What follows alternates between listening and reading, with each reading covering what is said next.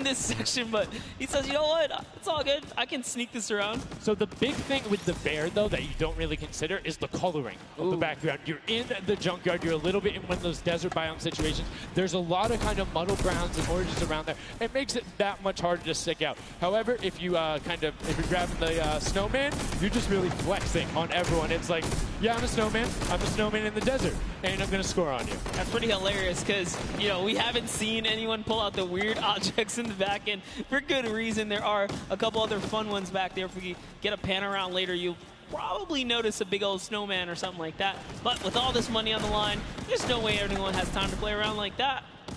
You can't play around because every single one of those runs matters. And right now, we see Sunshine Soldiers swapping over. They've already put in 2 2-point props, so you need to be slightly more efficient on those runs, but good job getting on the board and consistently. And as we say that 5-pointer goes in, boom, they're ahead of the Funky Fresh, who have had a singular 10-point run. So trying to get every possible point. It's all about min-maxing efficiency. Honestly, the Little Warriors are doing a great job at defending here. They all have a ton of eliminations. Taldeck at 6, Taco at 5, Kaz and Ninja both tied at 7. That is pretty good. They're shutting down all of their lanes. These guys are not here to play. Remember, as you're a guard, you don't accumulate any points, so it's good. They're knocking this out the way, and they're doing a great job defending. Keeping them out, making sure you find the right lane angles, and then also sometimes just putting shots out in the right spot. You just need to be able to consistently deny as much as possible. And Taldoff, that was sick! I was like, are you behind that? Yep, what's that? Didn't see that there before, didn't see that either. Taldoff doing a good job so far, spotting things through the curtain. Let's see if he can find another here with a random shot. Oh, something landed. That's why you don't want to hit those spring traps there.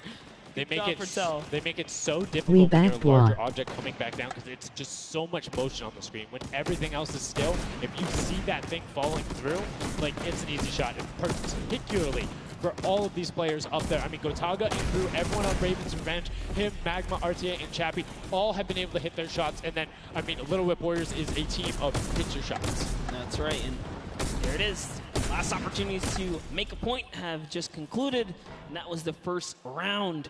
There are 4 of these, so we're going to switch up the guards now. Little Whip Warriors get a chance at, you know, trying to earn some points, and as do the others. The next round will begin. That dragon's so cool. That's so cool. Look at that.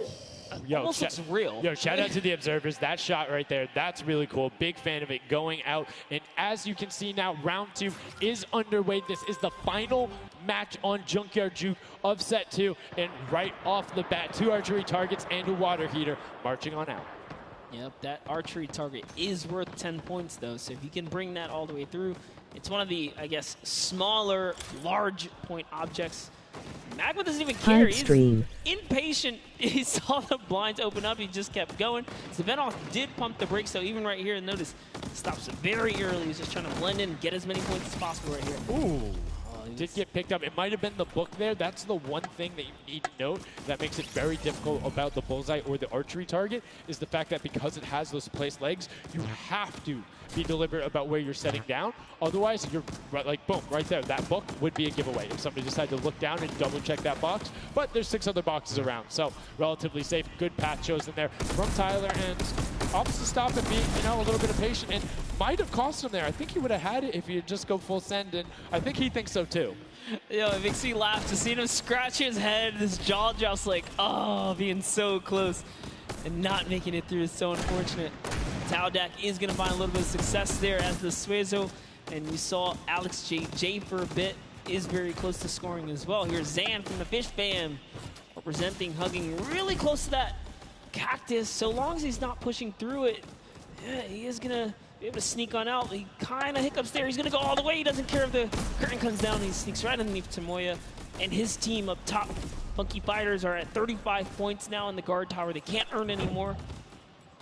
And that was a great run there by Zandy Knight as he spent us waiting for the blinds to go down, making sure he can find an angle, and then pushing in towards. Needs to be careful of that spring right there, but doesn't matter. It gets picked up anyway as he's like, hey, there wasn't a card there before.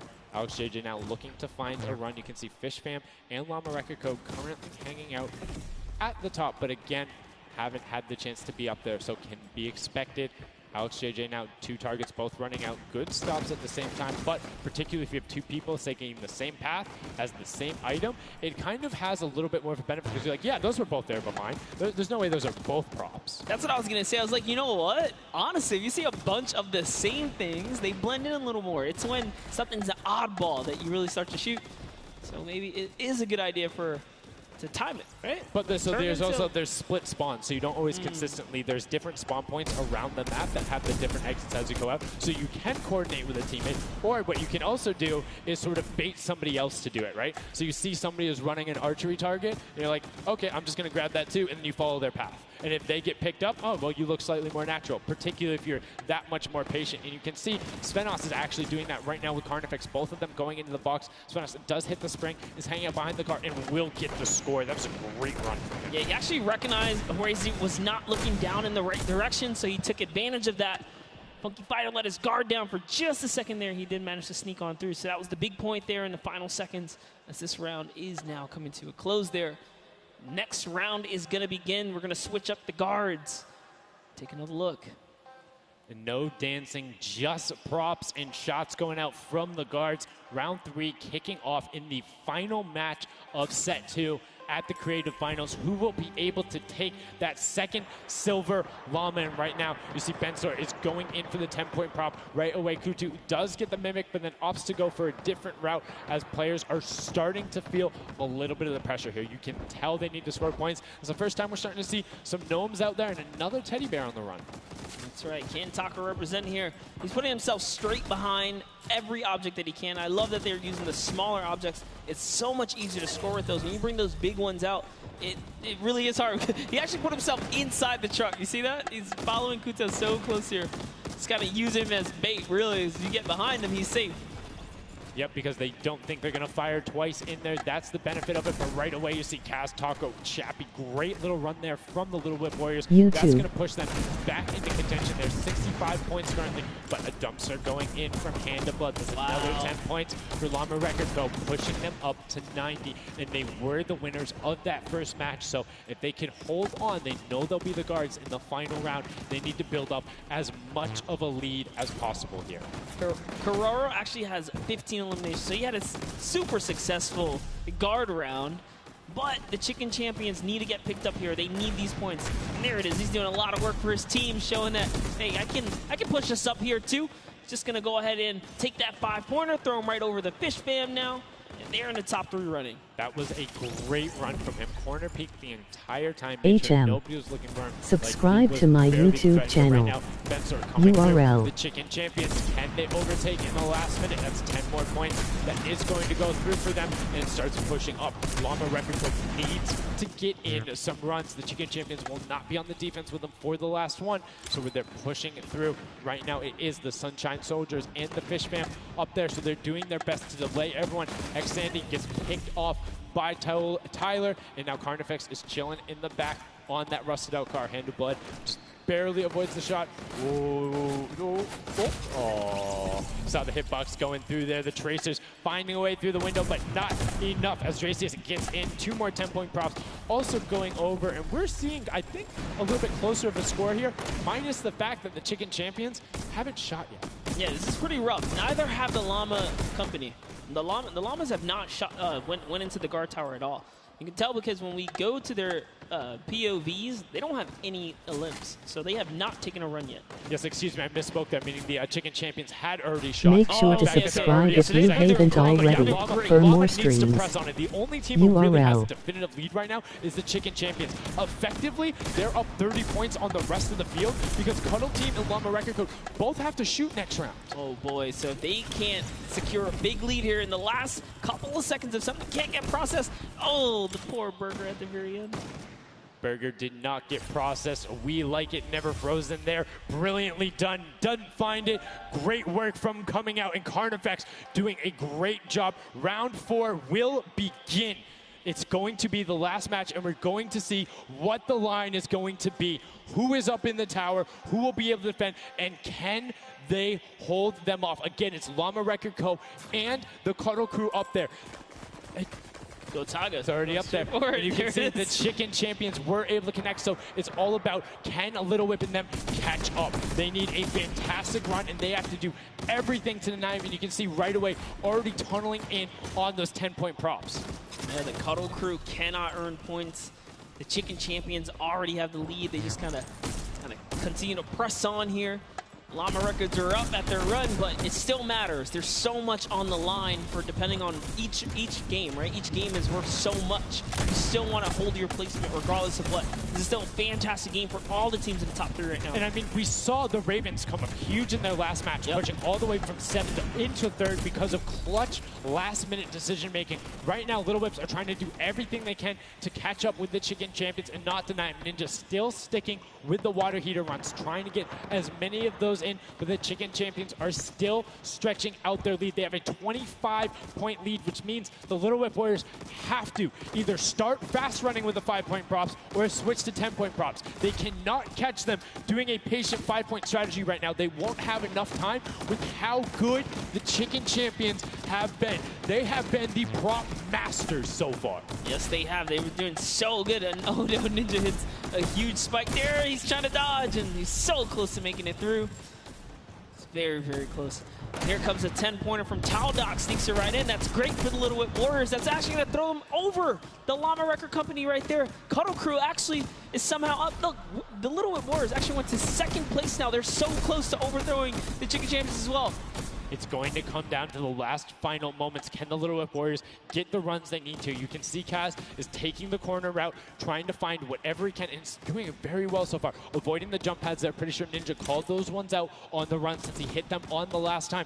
You can see they're only 20 points down. They're all on 5-point props right now. They will be able to do it, but all of a sudden, Fish Fam is right there as well. They're only 25 points out. Here comes a rotation on prop. 5 points will be coming across for the Little Whips. Fish Fam also getting it, but Cuddle Crew does finally get pushed up there. Brilliantly done. 15 points now separates them, but Ryan gets one in for the Tender Defenders, pushing it back up to 25 with only 30 seconds remaining. Rubius knows if he can get this water heater in, if he can be safe. Oh, apologies, hidden so well. He was the statue going on there. And as you can see, hits the jump pad, stays on the corner, will get it in. That's going to push them 30 points clear. But as I say that, Fish Fam catches right back up. 19 seconds left, Monster, in the final match of set 2 on Junkyard Juke. Can the last-minute scores come through? 25 points. They need a run of 10s. Kaz got in. The box is coming just behind. Fish Fam gets picked up. The Chicken Champions have done enough to round out the final match. Brilliantly done in match 2. Repeat at match 3. They are the Chicken Champions. Excellently done, and they defended their crown. That's right, and you have to give props to everyone else that managed to kind of hold a top 3 lead, especially right there in those final moments. Little Whip Warriors, the Fish Fans really coming up at the end there, you know, bumping up their prize earnings, because every round everyone's a winner, but you can earn just a little bit more. You can win a little bit more.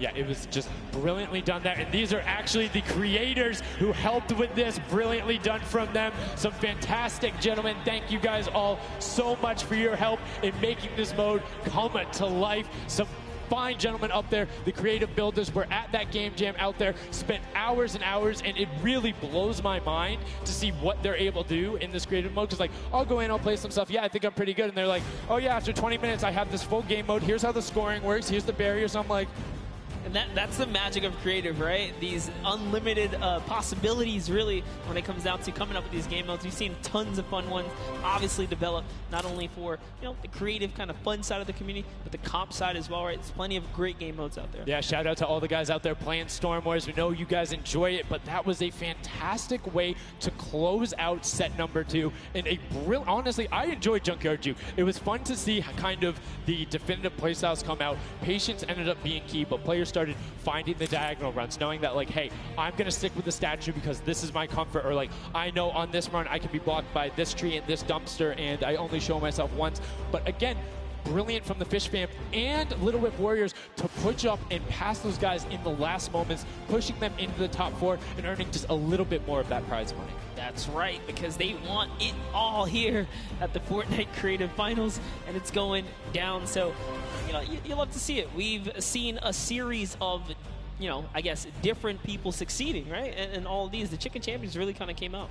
Well, that's what, again, I love about all of this and about creative. There's so many different skills that Fortnite isn't all about one individual thing. You see these guys, and what they're doing is incredibly well. Able to execute the game plan, talk with their teammates, come up with something new, and the chicken champions elevated. They were clearly better than the rest at Junkyard Juke, but the question is, will that continue when we get into the Golden Games? Right now, we're going to get a chance to speak with the chicken champions, who's up top with Pooks. Pooks, what do you got for us? Thank you so much, Sundown. I am down here with the chicken champions, who surprisingly didn't fly the coop. They put on an absolute clinic today in the creative trials. I'm here with Rubius. Now, you guys won the last game as well, so 2 in a row. You guys had a pretty great strategy. Do you want to kind of talk me through that a little bit? Oh, what can I say? It's the power of Norway, the power of Spain, and the power of Detroit. Like, we're crushing it, and we're a chicken, so we're good at hiding. Like, we're not good at shooting and stuff, but at hiding, we're the best.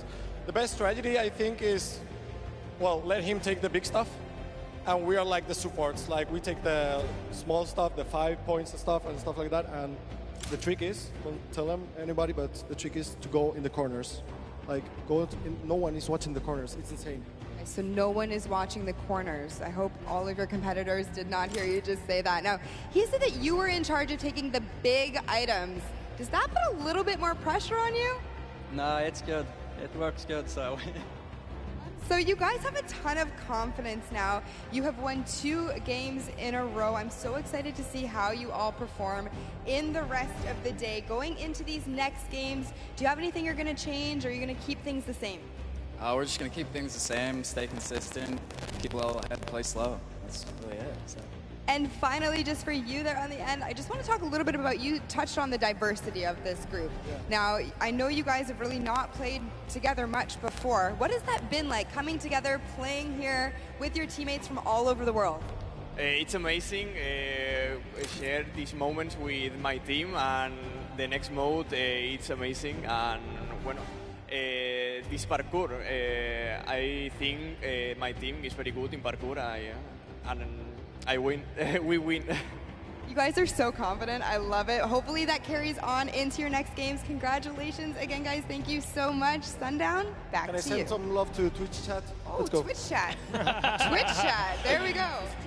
No. It's everywhere, man. Thanks for the plug out there, El Rubius. Fantastically well done. Love to everyone all over, no matter where you're watching, whether it's Fortnite.com/watch, on Twitch, on YouTube, in client, you're loading up all that stuff. Thank you guys so much for all of this, it being here. Set 2 is done. It's wrapped up. But, I mean, we saw a big shift in the gameplay. We saw a lot of different changes going on, and it's going to be interesting to see what ends up converting into the Golden Games when we see a little bit of a remix on it. Not going to spoil any surprises. I know, it's fine, but I'm just curious to see who is able to then take their gameplay and enact it when you get to think on it, because you get to then process and be like, okay, we were this close. We were right there. If we had maybe like a little bit more aggressive, or like maybe if we were a little bit better on defending, or maybe one person picked a different lane, the result could have been different. And these guys have been so good at adapting to the circumstances that I have no doubt that the chicken champions aren't just going to comfortably sit on top. Yeah, not only that, they gave away some strategies, so we'll see if Bala outside can, you know, kind of break that down and see if he can give us a little more insight on everything. Thank you so much, guys. The action is heating up. It's also heating up outside. Trying to cool off a little bit here at the Fan Festival, but awesome games of Junkyard Juke, and Chicken Champion seems to be racing away with this one. We're going to take a look at some of the moments from that last game and how they won. So here, first off, just having a good time in the front, and also maybe also flexing a little bit their trophy that they may have just secured in terms of a llama. We'll find out that later. But their strategy the entire time, they said it before in the last game, they're just trying to go for the high points. They're just trying to score these, at least getting not those 2 points that Monster was advocating for, but go for the statues, go for the boilers, all those things that net you tons of points, and that's how they came out to a lead. Here it is again, them just cheering on. We have the reactions from the Chicken Champions on their win as well. Nice trophy lifts. Maybe they'll be doing that later on here. The statue using that to get above the opponent's vision, their field of view. so that they can't see, they can't hit their shots, and the reactions of the win.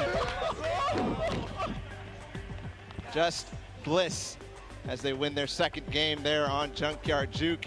Absolutely amazing stuff, guys. I can't wait to see who's going to earn that and who's going to continue on towards their path to the Creative World Cup champions.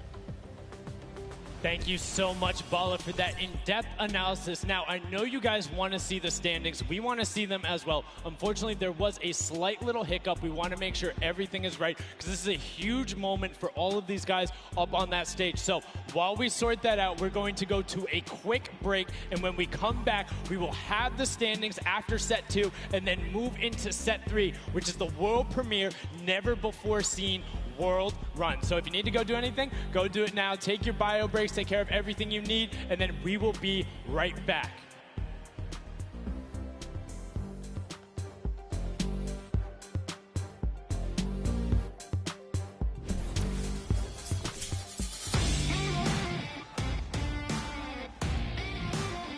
Hey, my name's Magma, and today I'm in New York because I qualified for week 4 of the creative trials for ChrissGxz map. I'm really looking forward to showing my skill set off and meeting all the players and showing everyone what I can do here. When it was first announced that there was going to be creative trials, I was really looking forward to it because it was all I did pretty much 24/7. I looked at it as an opportunity. I find after playing Battle Royale, when creative first came out and ChrissGxz released his first death run, I just instantly sort of, took a liking to it and I enjoyed playing it. And I guess from there afterwards, when I found there was money involved with doing death runs and stuff, that sort of caught me and caught my attention and I started playing more. So with my team, my captain is ChrissGxz. He's a French content creator and my teammates are Chaps and Ardia. I think we can do really well at the Creative World Cup. I think our team has a good combination of the death run skills, but also the shooting and building and the good chemistry we have in the team. I think it can really make our team do well.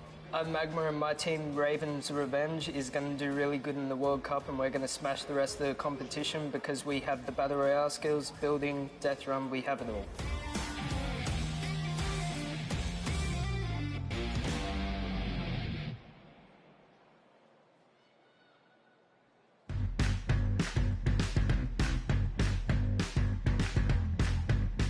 I am here in the production pit. I am in engineering row right now. I am joined by my friend Peyton, and he does the robotics. Let's talk a little bit about that. What do you do specifically here?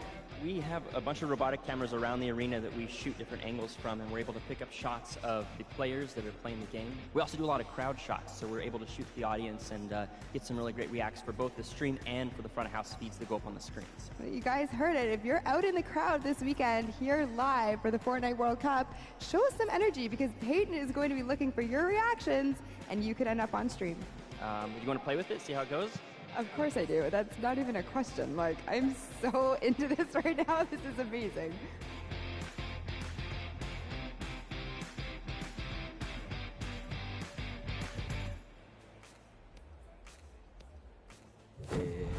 I'm Scarlett. I've come from Japan. I'm happy and excited to be playing with so many players that I've seen on the internet. My favorite place to drop is Fatal Fields. If I win the Fortnite World Cup, first I want to buy a house, and then I'm going to eat a lot of food.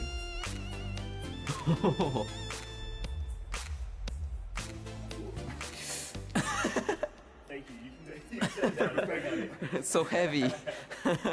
World Cup Ponsen. I'm definitely going to win the Fortnite World Cup, so keep cheering for me.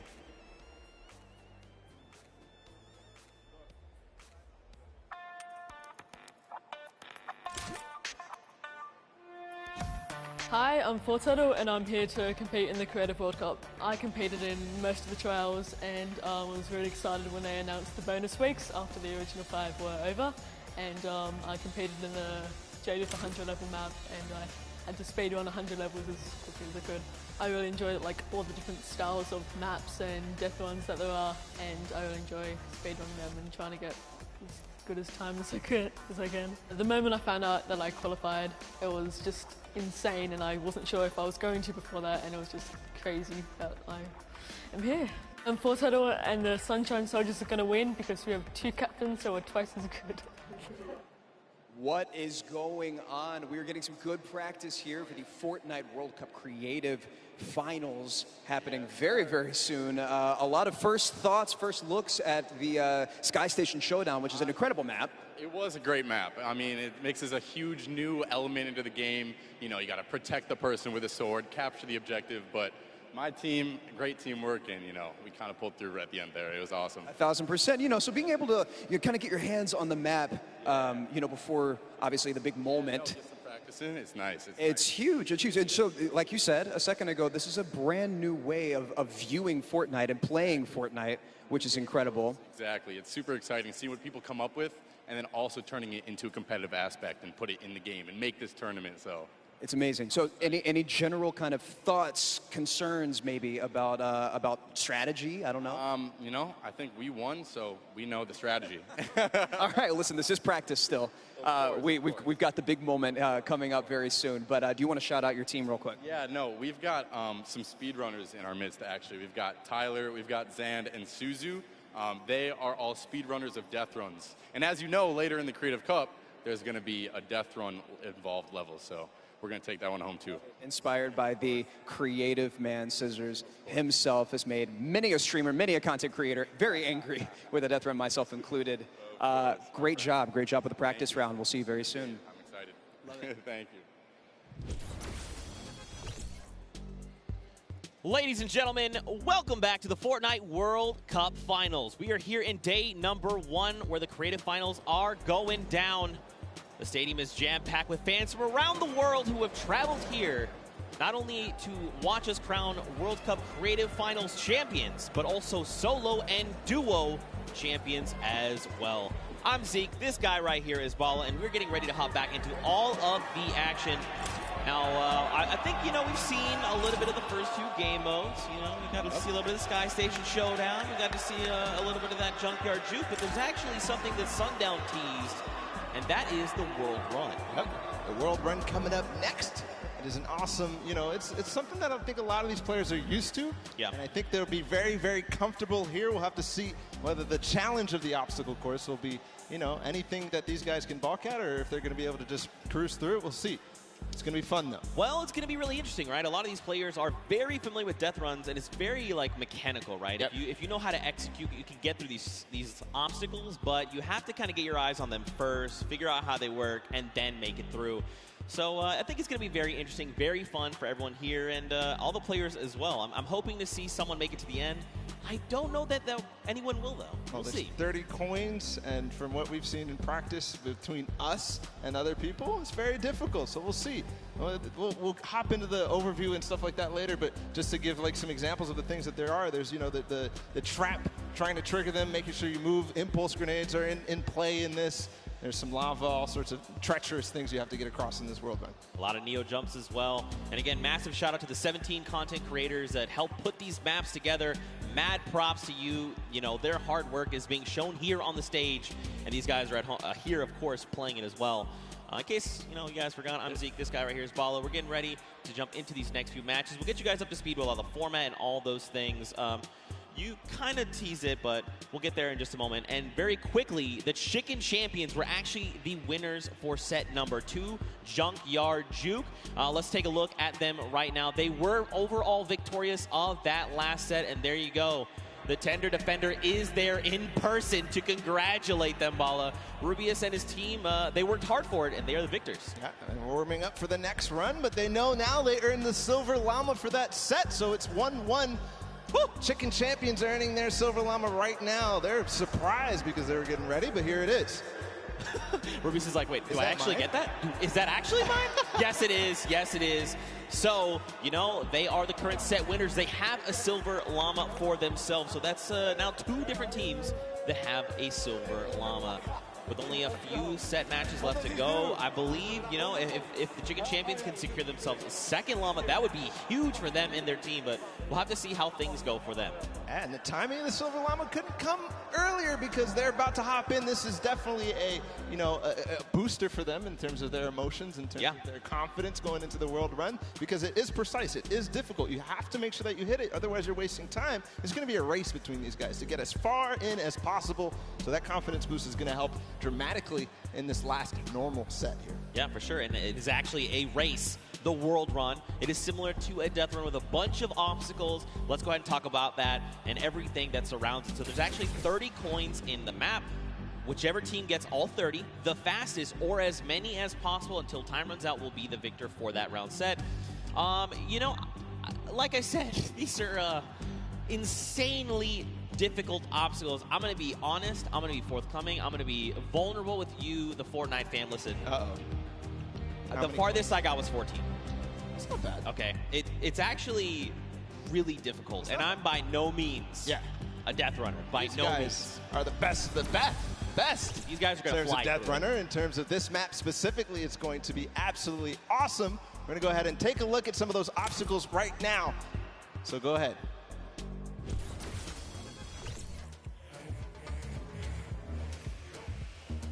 We're going around the world in this new creative team, Death Run. In this challenging new creative game, 8 teams of 4, led by some of your favorite content creators from around the world, will compete to collect all the coins in their lane faster than everyone else. The first team to collect all coins in their lane wins. If they don't finish, the number of coins they collect will determine their placement. If a player is eliminated, they'll respawn at their most recent checkpoint. Any team member can grab a coin for their team, so players will have to work strategically to gather all of the coins before the 10-minute timer runs out. It might sound simple, but it ain't easy. Players have no mats and limited items they can pick up along the way. Each team will have to use teamwork, communication, smarts, and speed to make it to the top of the leaderboard and take home their piece of the $3 million creative prize pool. Ready, set, run!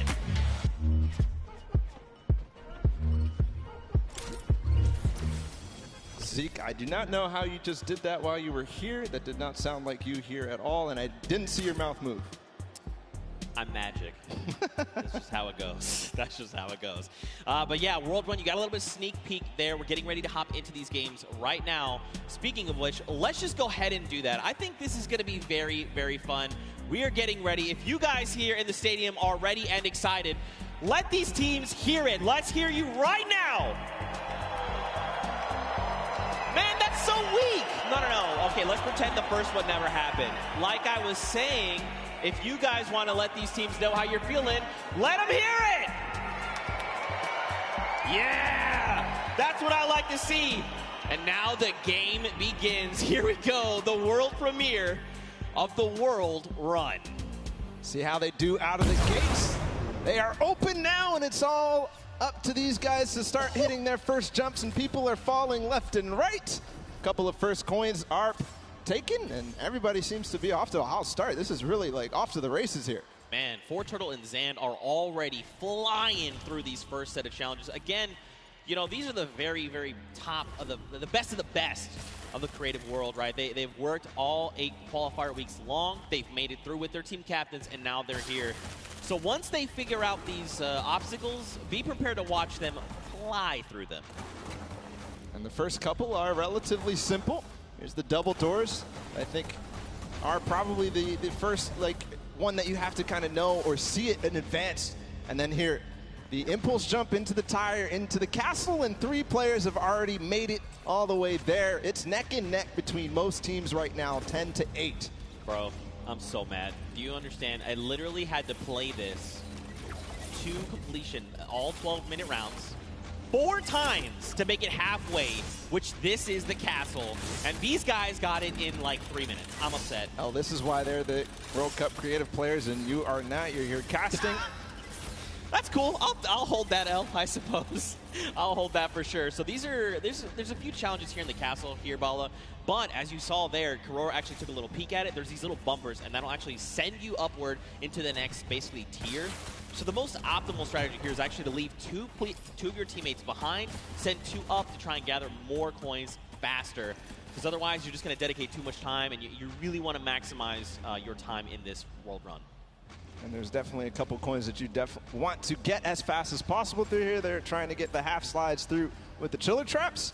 Right now, nobody seems to have figured it out just yet, at least in the view that we're watching. But meanwhile, the Fish Fam and the Sunshine Soldiers are up to 13 now, but still neck and neck. I believe all teams are now inside of the castle, and we call this basically the first kind of tier of the difficulty for these obstacles. As they move up and go past this, they will become progressively harder. Yeah. And again, this is the first time these creative players, qualifiers, have seen the world run. They've never seen it before.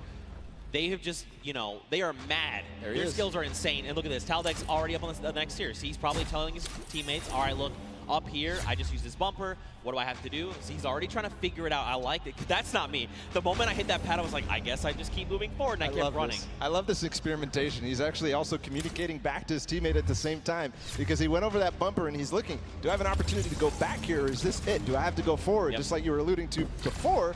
And now he decides, okay, he tells exactly what's going on to his teammates, Ninja, Kaz, and company, and they move forward.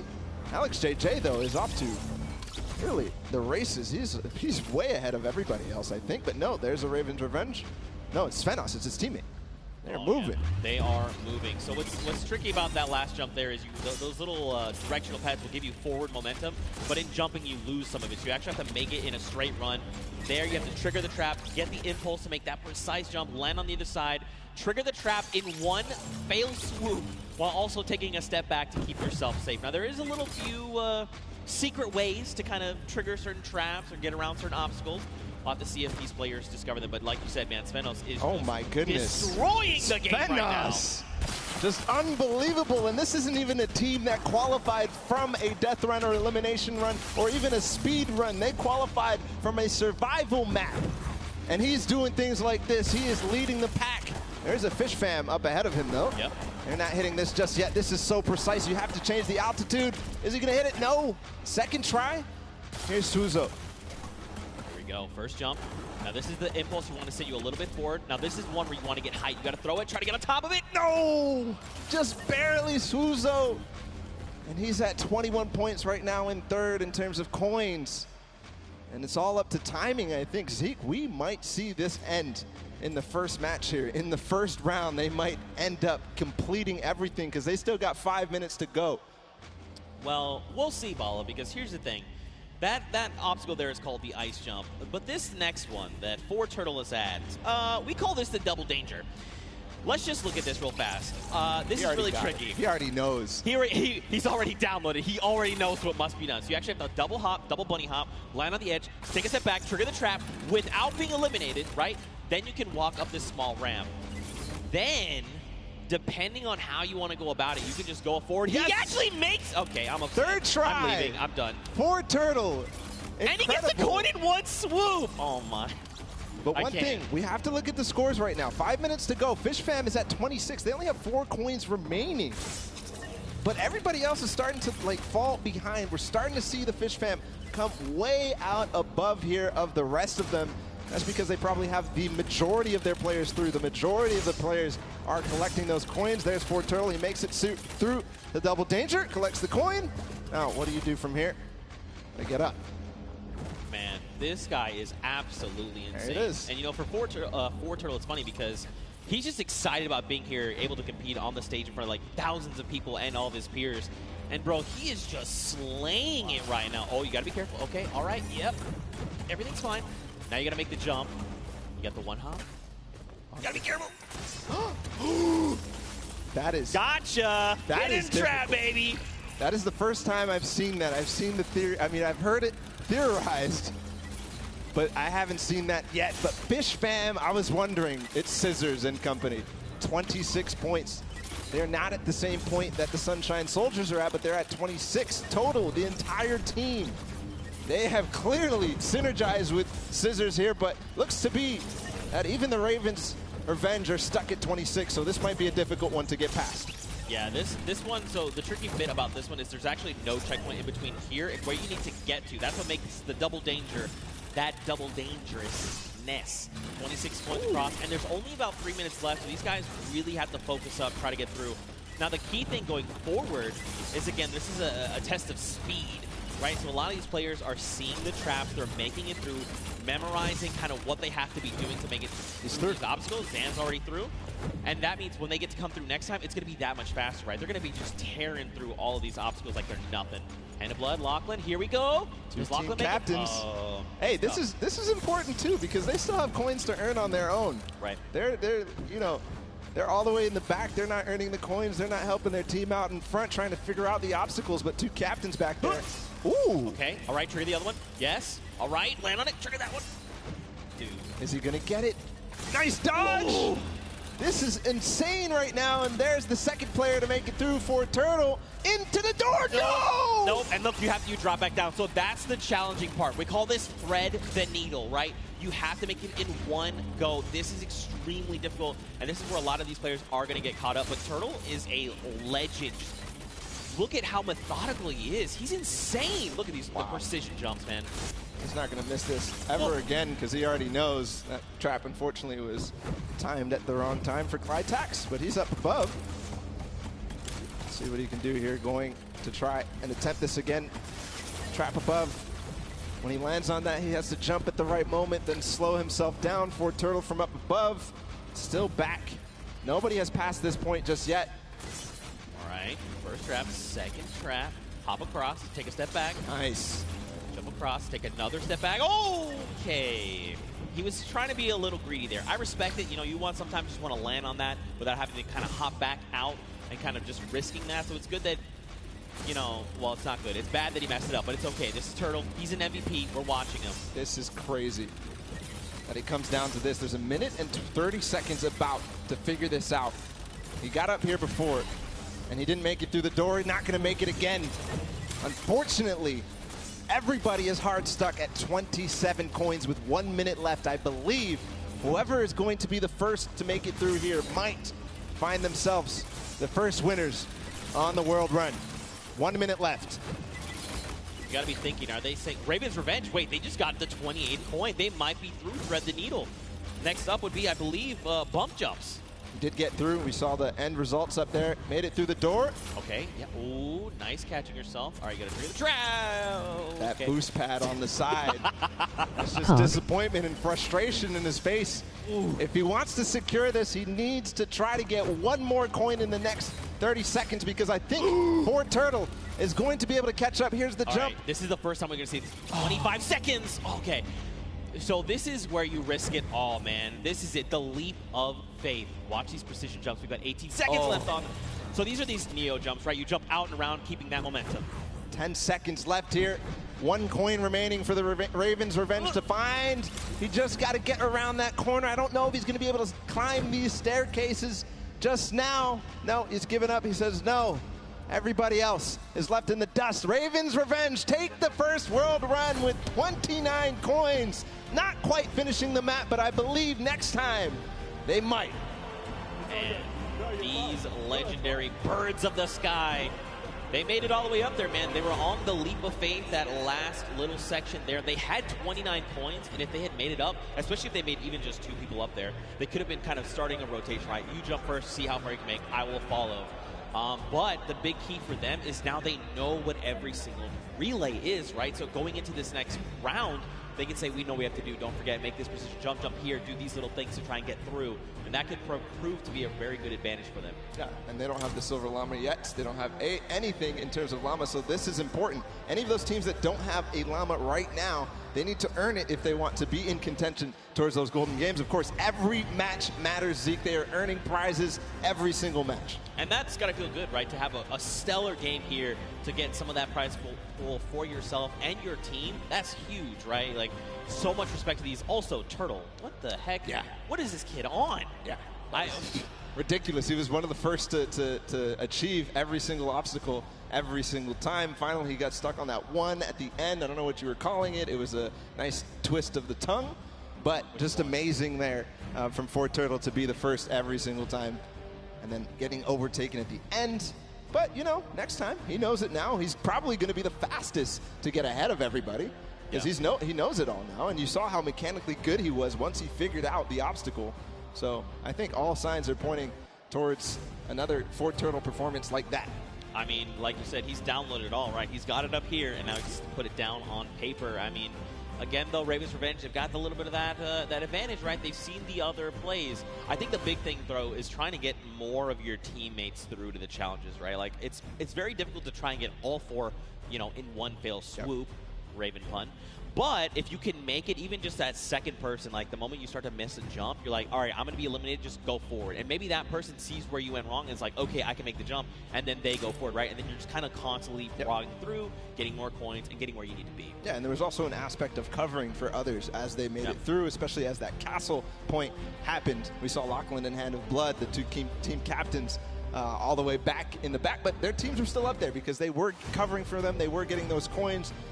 But next time, they definitely need to be trying to make the effort to get all the way through and collect those coins as time progresses. Yeah, for sure.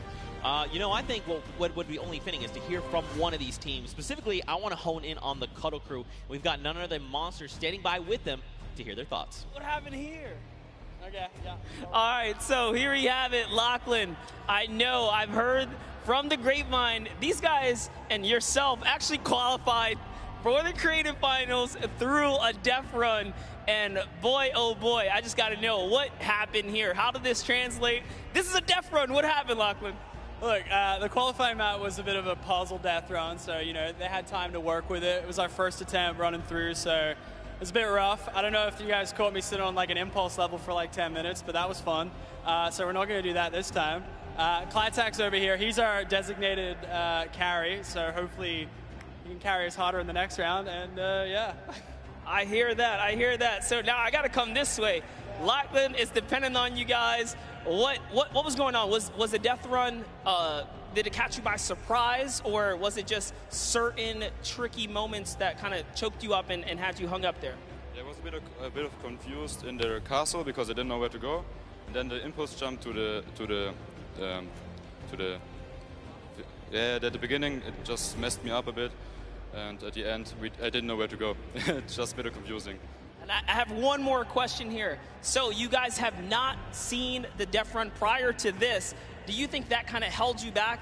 And if you have another run at it, which you will, do you guys think that second time around you'll kind of have the strategies down packed? And I'm going to come down here with this. Yeah, I think that the first time around is always the hardest because, you know, you're kind of going into this environment, you don't know where to go, but the second time around, I think we'll be a little bit stronger, and hopefully we get better time. Absolutely, I bet it. So once again, this is the creative finals here. You guys, like I said, Lachlan pulled through with the puzzle death runs, but just showing the difference here. So we're going to send it back up to you guys at the desk. And again, thank you.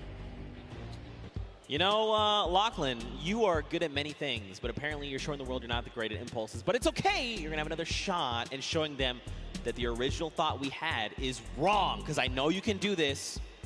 I know you can. We had a chance to talk earlier, and you're like, bro, I'm the best. And I was like, I know that. Show everyone that. You just got to show them, Bala.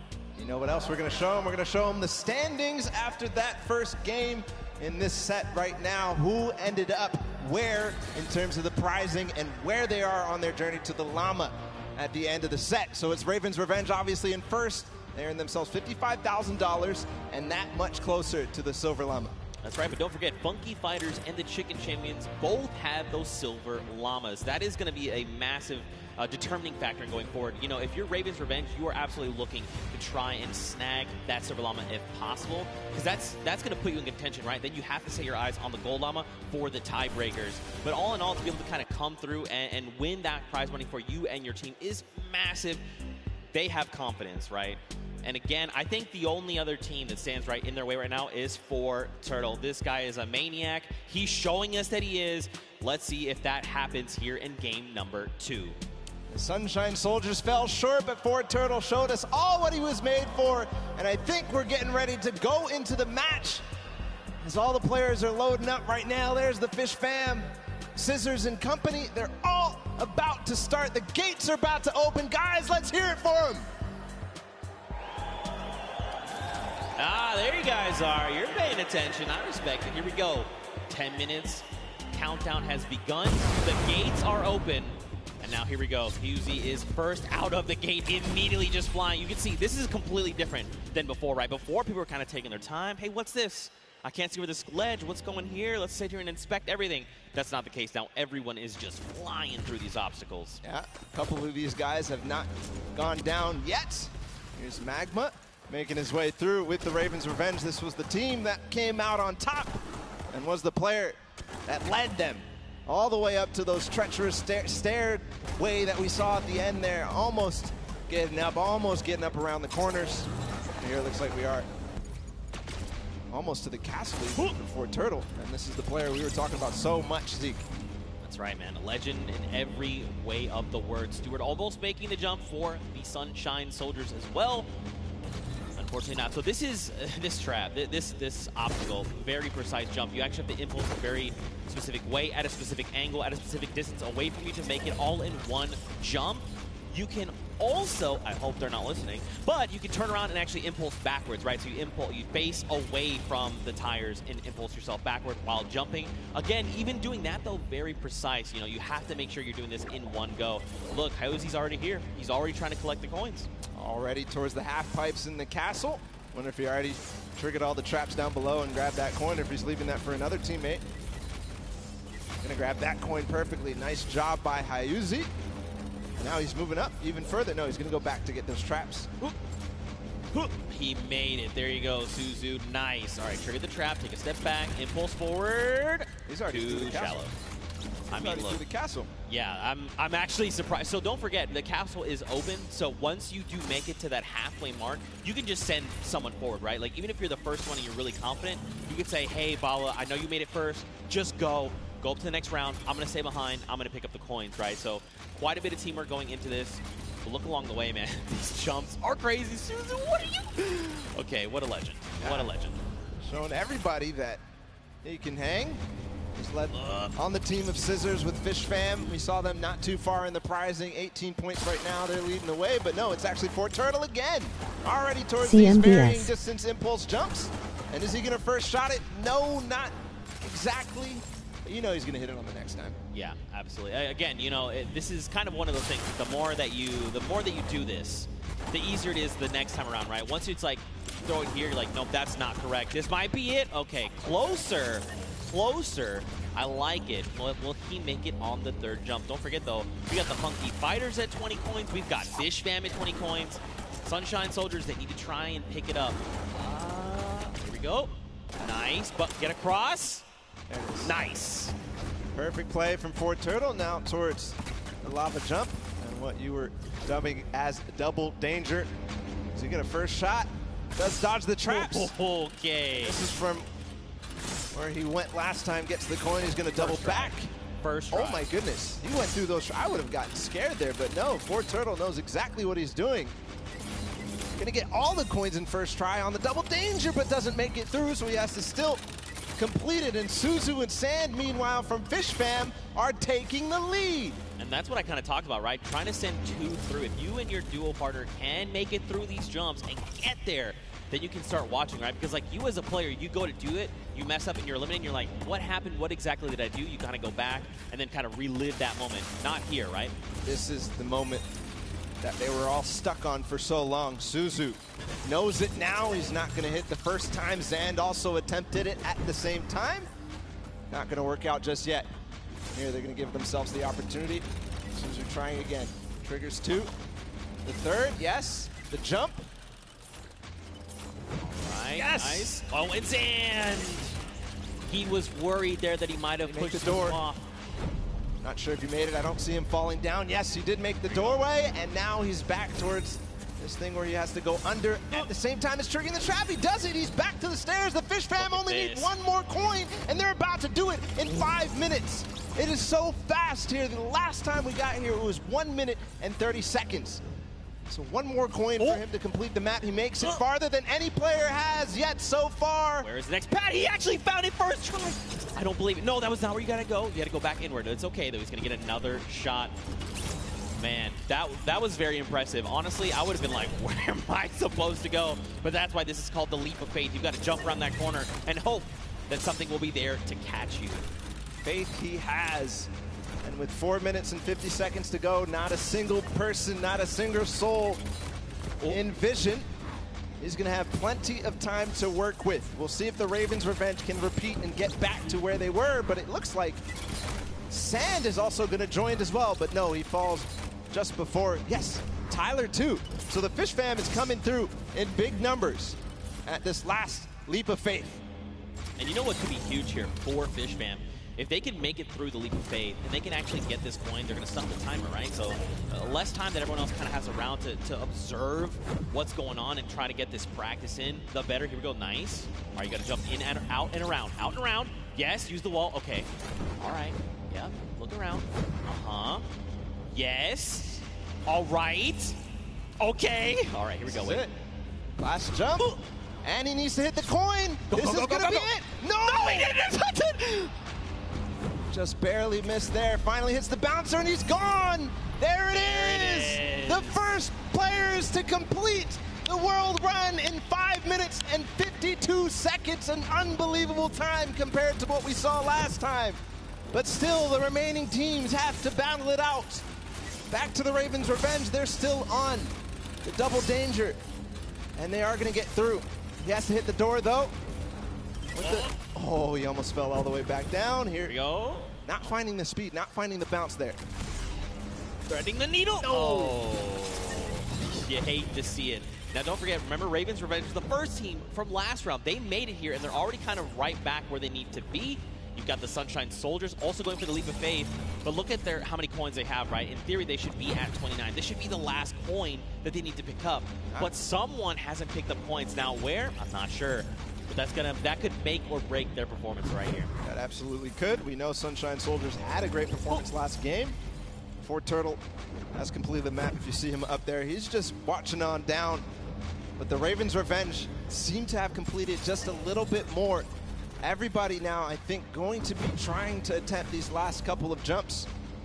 And they must try to complete the match. But important to note is the Ravens Revenge in second place right now. They need one more coin as well. That puts them in a huge advantage for that Silver Llama when we go into the third game. What just happened there with Stewart? He just climbed to the top with the tires. That's right, the secret tires. See, these are little things you discover as you're... Oh, it's okay, Stewart. Don't worry. Take a deep breath. Line it back up. You got this. 2 minutes left on the clock, Bala. Taga all the way in the back. He's catching up with his team. He's going to hit that. Can he hit the last one? He lost a little bit of speed, but he does. So he's joining up. Maybe he can collect any coin that he missed. No, it's actually going to be Arthur up here. He's got to finish the leap of faith as well. So number of teams here. Man, you got to think, if you're everyone else, you've already seen the Fish Fam stop that timer at 5:52, right? Just under 6 minutes. So you're thinking, we have to go. We have to be hitting these jumps, and that's just applying more pressure, right? Especially with a crowd here roaring as well. You know, there's all this pressure on the line. Nice jumps here. All right, keep looking around. Yeah, you see it right there. Bounce off the wall, out and around. Oh! So difficult. So challenging. He's learning the reasons why right now. He's going to continue to get more attempts. Meanwhile, the Funky Fighters have gotten their last coin up to the final one. Kuto being the player who gets there. He's on the leap of faith as well, so it's just head-to-head against these two. And this is very important for Funky Fighters. They need to stop Ravens Revenge. If anything else, getting second obviously important, but also because it's head-to-head against Ravens Revenge. This is such a meaningful final jump. And, I mean, don't forget, they were the winners of that first round, so they already have points built up from that. If they could secure this last coin, that could be massive heading into the standings. But again, we've just got about 50 seconds left here. You can just tell they're just trying to hit these jumps with everything they can. Okay, Kuto, a little bit further than we saw him last time. Subscribe to my YouTube channel. Oh, yes. URL. Okay, now the bounce off the wall. So looking exactly, seeing if there's any more opportunities. He makes it. Okay, this could be clutch. This could be clutch here from Kuto. just gets to the top here, and then he needs the bounce pad. Yes, perfect. Does the coin now? He gets it. There it is. 9 minutes and 23 seconds ahead of the Ravens' Revenge. Still time on the clock, though, for the Ravens' Revenge to collect that last one. And what's impressive, too, is that 2 players have actually completed 4. The players up above, but now the rest of them, 1 second remaining. It's still going to Make be sure the to Fish subscribe Fam, if you 5 haven't minutes and already 52 for more seconds to take streams. that one. URL. That second map of the World Run is down and done. Man, mad props to the Fish Fam. They did it in almost under 5 minutes, right? They came out at that 5:25 mark, 5.5 minutes. Now, Funky were right behind them. A little longer, right, at that 9:23 mark, but still, they got all 30 coins. If we have to go to tiebreakers, these 2 teams have 1 more coin than everyone else up at that 29 mark, so that could very well make a big difference heading into tiebreakers. But again, Fish Fam, way to show up. I respect it. It's crazy, the improvement from game 1 into game 2. Yeah. It was just awesome. Ravens' Revenge, obviously, in the first match coming out ahead, but Fish Fam clearly improving all across the board. It wasn't just one person. It felt like it was the entire team because that time was unbelievable. That's going to be hard to beat. Yeah, we'll have to see who else can do it. Again, you know, Ravens' Revenge had a fantastic showing. Funky Fighters showed up there at the last moment. And then, obviously, the Fish Fam. But don't forget, you still got players like Fortnite over on Sunshine Soldiers. Everyone, all of these teams have someone that's going to get them very, very far, right? We've seen that. But now the question is, heading into this next match, what does that mean? Fish Fam have already completed it. Funky have already completed it. Raven have gotten close. Does that mean we're gonna see another 5-minute timer? Could we see it even faster? Good question. And what Ravens' Revenge needs to figure out how to end the match. Because if they don't, then they won't be able to get ahead. They won't be able to close out, especially as other teams go ahead. Fish Fam knows how to complete it. They've proven that they can complete it, and Funky Fighters as well. Yeah, for sure. Well, for now, let's send it over to the stage where Pookie is standing by with the Fish Fam. And Pooks, real quick, ask them what their favorite fish stick is. You know, we can't always make it all about you, but I am down here with the Fish Fam. It is, dare I say, official. They're the first team to take a victory in the death run. I'm going to start here with Suzu. So you were the one that essentially clutched that victory for your team. How did that feel? It felt great. Like, at first, I choked the bouncer, and I thought I choked the level as well. But then I figured it out, and I picked up the coin. I was like, wait, this is it? Let's go, baby. It definitely looked like you were in a little bit of a precarious situation there for just a second. Was your team coaching and helping you that whole time? Yeah, they kept track of the coins that we picked up. They kept motivating me, like, you got this, this is easy, we got this, we got it in the pocket and stuff. So yeah, that felt great. Awesome. Now, I'm going to come over to you, Scissors.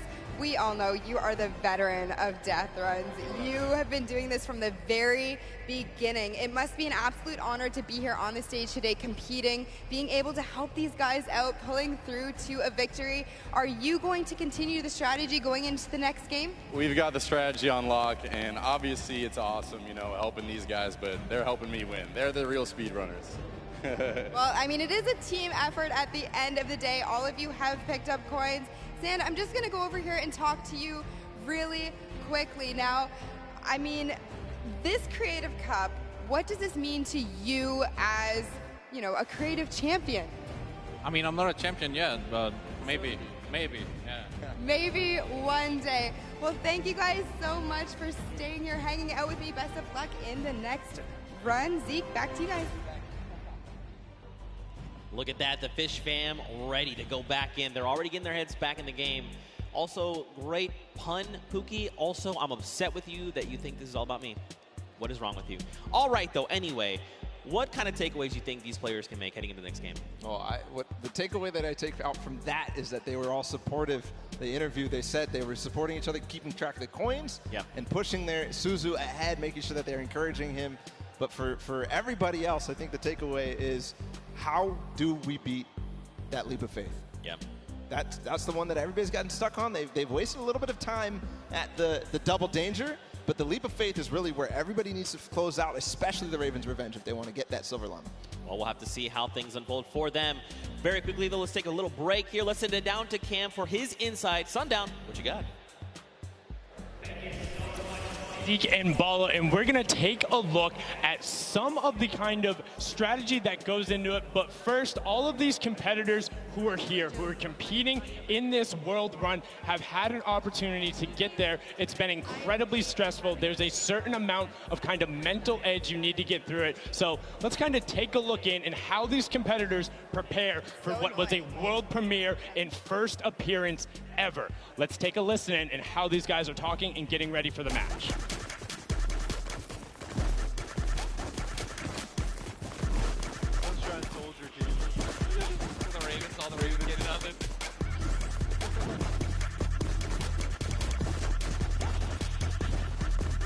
Oh, they only have one llama. Just absolutely amazing there. You can tell Ninja and then the trendsetter right there throwing the peelies in the air, but also a big shout out to whoever that was on the Llama Record Co. I saw you there hitting the llama bell. I got you. But now let's get into some of what happened during the World Run, some of the kind of cooler straightaways and, you know, some of the tough challenges that you face. So first, right away, here's a run coming out from Chappie of the Raven's Revenge, and this was one of the first obstacles you hit. So you can see he's on pace with everyone else, but what makes this so great is how efficiently he transfers this over into the castle jump. Is barely able to delay. This is one of the toughest first things to get when you reach it. This is his first time ever seeing this jump. No problem. Hats off to you there. And then what does he do right away? Gets into the trap trigger and he's able to get them. Notice how as soon as he goes, he is quick flicking his camera back the other direction and gets all of those so consistently able to get it. Now, we saw a smashing success on their first attempt. Unfortunately, the Cuddle Crew had a little bit of a harder time when it came to that castle jump. It's okay, this could have been my replay and I wouldn't have been lying. So many of these, they're so incredibly difficult because you think, oh, I want to maximize my height up, but you have to get it out with the correct trajectory. Now you can see Ninja able to get through the speed part of the run and then over the top. This is towards the back half, and look how well he's able to then trigger those traps and get through. But the Fish fam were the ones who were able to make that incredible run on the back of Suzu. Now this was from his first run when the Ravens Revenge were able to get it, and if you look at the timer, next time he faced this, he about finished the course. So an incredible job from him to make sure he is pushing the limit with what they're able to do. And you can also see the level of communications. He knew he messed up right away, and then he immediately communicates to his team. It's like, hey, you got to run and then go up. Now you're in kind of that double trouble area trying to get the triggers, and this is where they got held up for a significant amount of time. A lot of the competitors not being able to bait the chaps correctly, and now we're over with the Ravens Revenge, who were able to power through this. Again, this was from the match number 1, and you can see how he's using quite literally every single space available to him, including the rock, including the jump off the side with the airstrike to then get up to that leap of faith, which is such an incredibly hard challenge. And only having 2 teams full completed it after the 2 runs when all of these players are such strong death runners. You can see the Fish fam. Look at the timer on the clock, 5.5 minutes, and he's so quick going through it, and he's precise. He lines it up, he takes a step, and he goes. My question is now, between Suzu and Zen, they were so incredibly good last game. Can they beat that time? Can they keep pressing the pace, and will they be able to do it better? Because when you get up here, you have to do everything right, find the lineup, not miss a single one of your drops, and then get the final coin. Was able to then double back and grab it there off the launch pad for that 5:52 time in the #1 spot in match number 2. This is now the second time we've seen the World Run, and we asked the question before, what happens in run number 3? Can the Ravens Revenge get over that last obstacle of the leap of faith, or will everyone else start pressing up higher and higher and being able to challenge him? Match 3 is about to be underway. We're going to throw it back inside to Zeke and Vala. Gentlemen, take it away. Thank you so much, Sundown, that insight. I mean, he's asking the tough questions. What happens in match number 3 of this set? You know, again, Fish fam, you saw, I kind of touched on a little bit earlier, you want to have as many people up on that leap of faith as possible so they can just sit there and rotate around. But before we hop into this next match, Bala, I think we probably want to take a look at the standings. You want to see how things are going for all of these players together. And of course, you want to take a look behind us. We've got Fish fam up there in first place from that last match, walking away with a nice chunk of change. Ravens Revenge there in second, Funky in third. Don't forget, Funky Fighters and the Chicken Champions both have silver llamas, and that's going to play a big factor later on.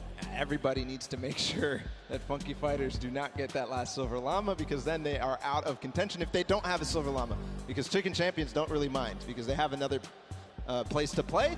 They are kind of out of contention for this Silver Llama right here, but still, so many different teams have an opportunity here. The Raven's Revenge, the Funky Fighters, Sunshine Soldiers with the Fort Turtle, and then the Fish Fam as well, able to collect it. So we are going to get into the next game of the World Run, the last one of the set.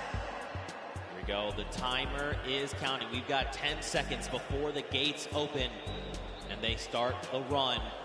ChrissGxz, you can see the focus in their eyes a little bit there of Turtle, and here we go. Ladies and gentlemen, the World Run commences right here, right now. The players are out the gate. Here we go. The first run, Taco, Taldak, they're right out. Ninja falls, unfortunately. So does Kotu. Zan there looks like he's making upper with Tyler. Magma, Kororo, they are just neck and neck. Again, you know, it just goes back to once they figure it out, they're just going full send. I want to see who gets out to the early lead here. Suzo, the champion of the last one with Fish Fam.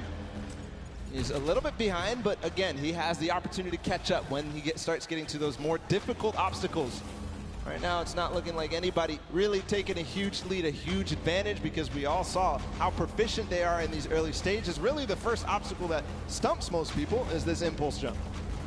Right, here we go. Don't forget, this is that precision impulse jump. You can do it forward, you can look away. First jump, unfortunately too shallow there on both sides.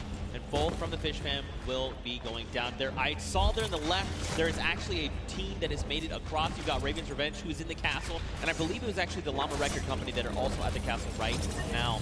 Fish Fam, the Cuddle Crew, Raven's Revenge, Sunshine, and the Funky Fighters.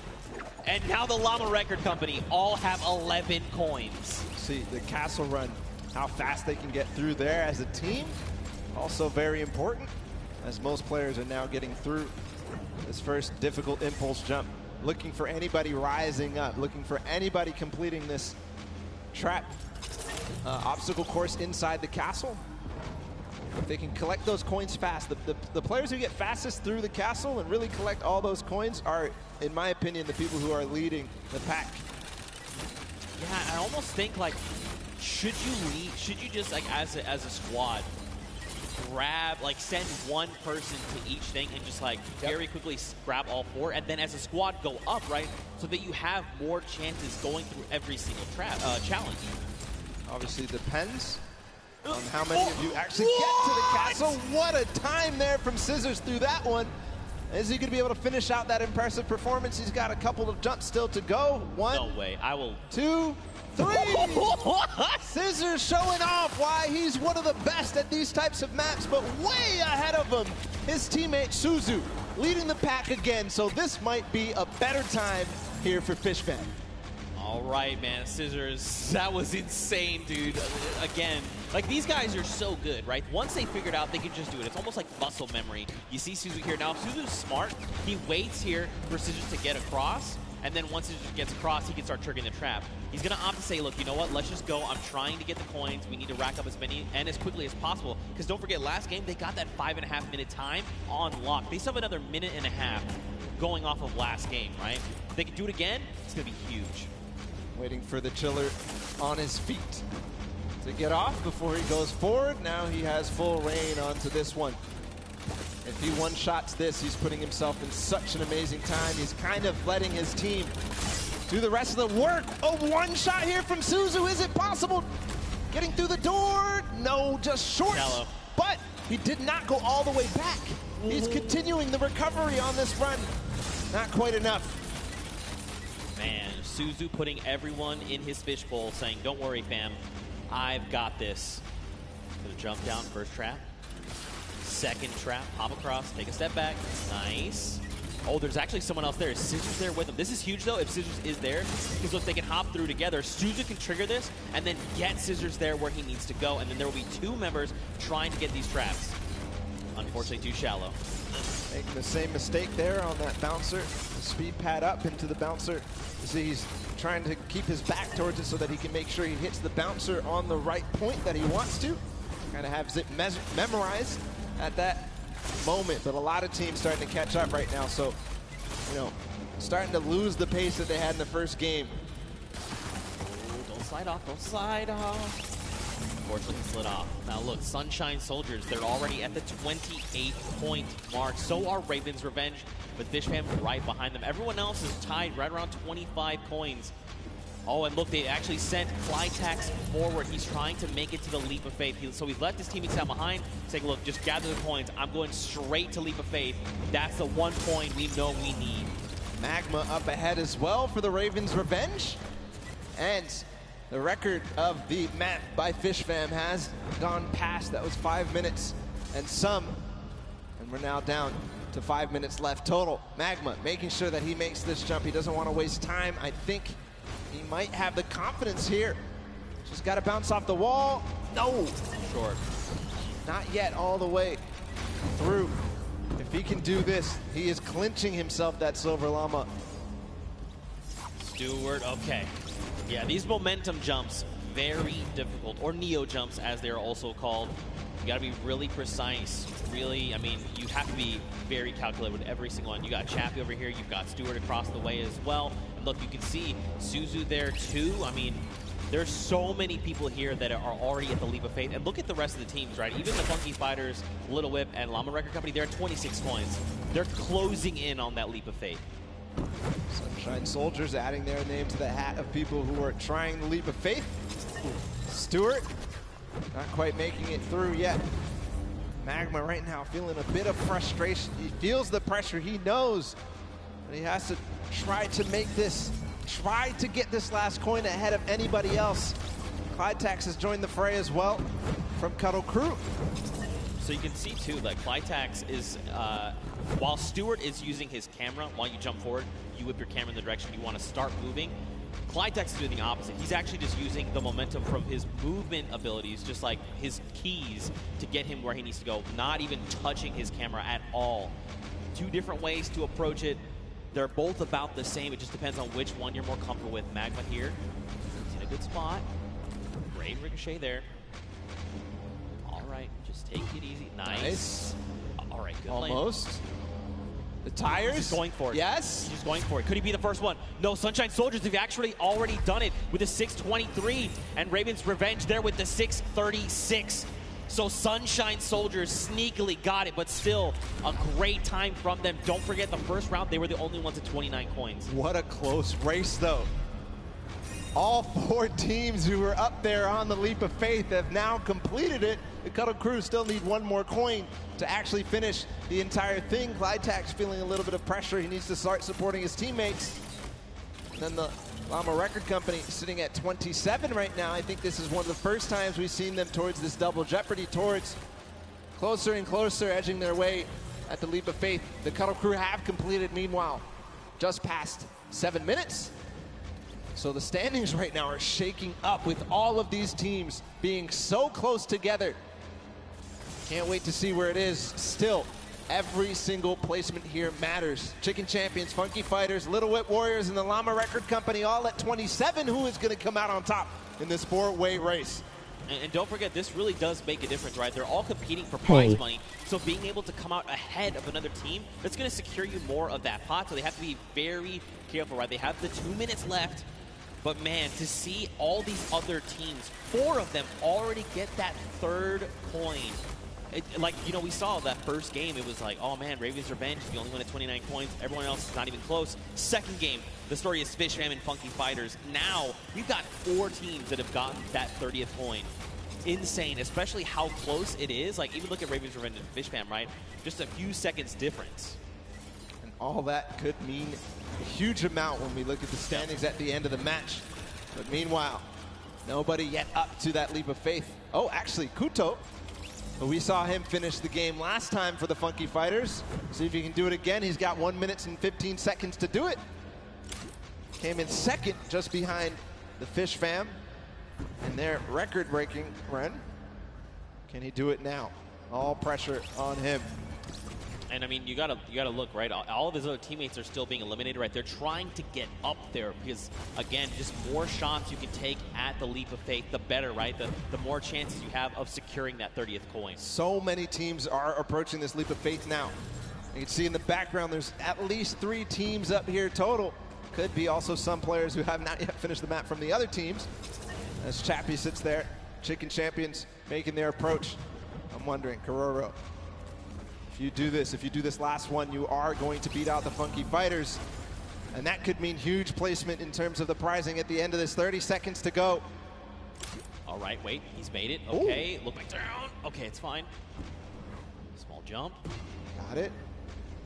Last jump, and he's got the coin too. There you go. So the Funky Fighters finish up ahead of the Chicken Champions. Kororo, fortunately, is going to fall shy. But at 29 coins and 5 seconds remaining, I think that's going to be the end there for this. These are the standings as they are. The Chicken Champions come out there. And what an amazing run it was. Wow, 6 teams secured themselves the 30th coin. Night and day situation coming out of that first world run we got to witness. But look, smiles all around. Again, in case you're just tuning in, welcome to the Fortnite World Cup Creative Finals. These are the very best of the best from the creative side of Fortnite. And they're all joined here by their team captains and facing off for a prize pool. And these games have not disappointed. The world run, honestly, I take it all back.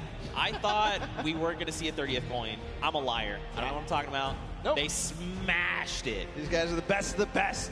Fish Fam, Raven's Revenge, these guys showed up hard on this world run.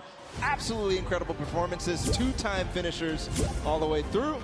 And now we also have to be able to think about what these standings are going to look like at the end of the day, because it was close, right? Raven's Revenge, that first one, and then getting second, and then getting second again, could mean that they are in contention for that first place here in this set. Yeah, I mean, so Raven had plenty of 29s, right? They came in second, I think, just about every game except that last one. You got Fish Fam. They had the fastest time of 5:25. In that last game, we saw Sunshine Soldiers, though. They had a 6:23. So it depends where they place in those other matches, right? What does that mean for all these standings? Don't worry, we're tallying everything up. We're breaking it all down, and we'll have that for you as soon as we are ready to do so. But man, the world run was dope. That was super fun. It was like we were like casting golf. Like, oh, takes a shot, and he sinks it. Sinks it first. Absolutely crazy. The tension at the end when everybody realized that they needed to make that last jump was just awesome to feel. The crowd was feeling it too when you made it towards that last one. When they finally made it through that last tire, or making their bounce all the way through, just like flying through the sky for that last coin.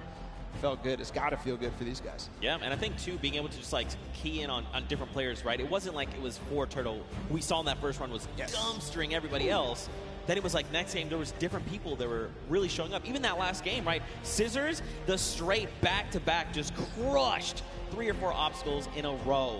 It was insane. But for now, let's go ahead and send it over onto the deck with Pookie Face. She's standing by with the Sunshine Soldiers. So, Pooks, what you got? Hello, Zeke. I am down here with the Sunshine Soldiers. They're the most adorable team, in my opinion. They are coming from all corners of the globe. They've come here to compete today. Now, so far, you guys have, there have been a couple of struggles, but the day isn't over. We still have the remixes coming up, so keep that in mind. Do you guys have a new strategy going into the remixes? That's top secret. Hidden information. Yeah. Information, that's it. And you, coming all the way from Spain, it's so lovely to have you here, Daniel. What has it been like to... I'm actually from Mexico, not Spain. From Mexico, sorry, from Mexico. What has it been like to be a captain of your team for the Creative Cup? Yo amo a estos chicos, en verdad creo que no puede tener mejor equipo, estoy demasiado contenta de tenerlos conmigo y estoy súper feliz por la experiencia. I feel really happy. I couldn't have a better team, and I'm super excited about this experience. That's incredible. We love having you here. Thank you so much. And I'm going to come over here and talk to you super quickly. Now, you're one of our youngest competitors. So being here, seeing all of your idols today, that has to be exciting. When you told your family that you were coming here to compete at the Fortnite Creative World Cup, what did they say? They were just super happy for me, and they was really excited, and yeah. Do you want to keep competing in these massive Fortnite events? Do you love this? Yeah, it's really good. And finally, down here at the end. Now, again, all of this diversity is incredible. Now, you're here just essentially to compete at this event, but not only for that, but you're representing your country. So how does that feel? Is that a lot of pressure? Yeah, there is a lot of pressure, and it feels amazing. Even though there's the pressure, it also feels great. Well, you guys are doing an incredible job. Best of luck to you in the remixes. Gonna throw it right back over to the casters. Man, Pooks, you are not lying. They are adorable. They're all so happy to be here. You love to see it. Man, the Sunshine Soldiers again. Mad props to them for coming in with that 6:23 time in the last set of that match there. Again, though, 6 different teams, all with 30 coins. What does that mean for the standings? That means basically it's anybody's game, right? That just means anybody can take this because everybody really was pushing the pace. Everybody was making sure that they were in towards the top. It was basically shaken up from top to bottom, except maybe the top 3, right? Yeah. Raven's Revenge, Funky Fighters, Fish Fam, all these guys completed their runs and placed highly in the other ones. So I think that they have a good opportunity here, but still, anybody's game, just like you said. Yeah, I mean, for sure. We have to look at things like Raven's Revenge, right? They had fast, they were 29th in their first game at 29 coins coming in first. They had a second place as well, and then they managed to get themselves to 6:36 time. Let's go ahead and take a look at some of these replays that we kind of watch over the course of these games. This one specifically is coming out of the Sunshine Soldiers. They did, in fact, win this last match here. But again, just look at Stewart. Look at the precision again. The leap of faith. You know, it's crazy because Hope like you just enjoying looking the at it, you're like, stream. that doesn't Smile. seem so bad, it's so but difficult. it's insanely difficult. The precision jumps you need to make. To maneuver yourself through that. He actually made that in one hop. Everybody else was stopping before that. He went all the way to the tire and jumped over. The reactions there in the background from that team. Absolutely incredible performance to come out on top in that one. Just perfect execution on that last one. Yeah, for sure. Especially when these precision jumps, these tight jumps like the one around the wall that you can't even see. You just have to know in your head, I know where I'm going to land when I come around this corner, because it's not something you have eyes on. And once he's been able to do it, he's like, okay, I know the jump that I need to make every single time. But ladies and gentlemen, you guys got to get ready because we're coming down here to the wire. We are very close to knowing who are the set winners from the World Run. Everyone gave it their all. Man, did they show up huge. I'm not disappointed. That was so much fun to watch, especially coming off of Sky Station to then Junkyard Juke to this. Just 3 almost completely different creative game types we got to see today. Yeah, we're putting them through the ringer. They have to do all sorts of things. They have to show off how versatile Be right they back, are. guys. And in the World Run, they showed it. All the teams who did compete and play in the World Run to qualify for here ended up showing off really well. Obviously, the Fish Fam with Scissors and company, they had probably one of the most difficult elimination runs ever. Yeah. So clutch to be able to perform here. I think we have the standings. I think we have the winners of the set. It's going to be Fish Fam. Congratulations to the Fish Fam. Look at them. They just want to get back in. They're not even ready to celebrate. They are the winners. They're of the Make World sure to Run, subscribe and there if you he is. haven't already Fishstick for is more walking out with streams. the Silver Llama, ready to URL. present his team. This coveted. Look at this thing. It's so shiny. All right, I'm going to go down there and steal this, actually. I want this. I mean, anyway, there you are. The Fish Fam are being presented with the Silver Llama. Look, they're like, yeah, baby, let's go. We got that. That's ours. Well, congratulations, guys. There's the Silver Llama for them.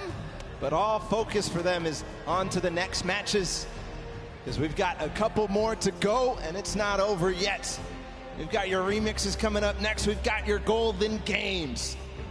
Now, first, hold on, Paul. Let's take a look at the standings. I think first, after that last set, look at this. Fish Fam come out on top. Going out of tiebreakers, they're the ones that are victorious, and they walk away with the Silver Llama. But the Ravens Revenge, man, they were putting in a lot of work there, also getting themselves some prize money as well. Sunshine Soldiers there in third, and then the list goes on again. Keep an eye on those Silver Llamas. These are the guys Make sure to subscribe if you haven't already for now, more if you're one of these streams. teams with the Silver Llamas, URL. you need to secure the Gold Llama, because that is going to come. That's going to be the ultimate tiebreaker. If your team has that Gold Llama, you walk away with the win, especially because it's kind of divvied up amongst other teams. Yeah, the Golden Llama being that ultimate tiebreaker. So the next team to claim it, the first team to claim it, as we see the Fish Fam with their Silver Llama the first team, the only team to claim the Golden Llama is going to walk away as the champions here. Yeah, for sure. I mean, look, you kind of teased it a little bit.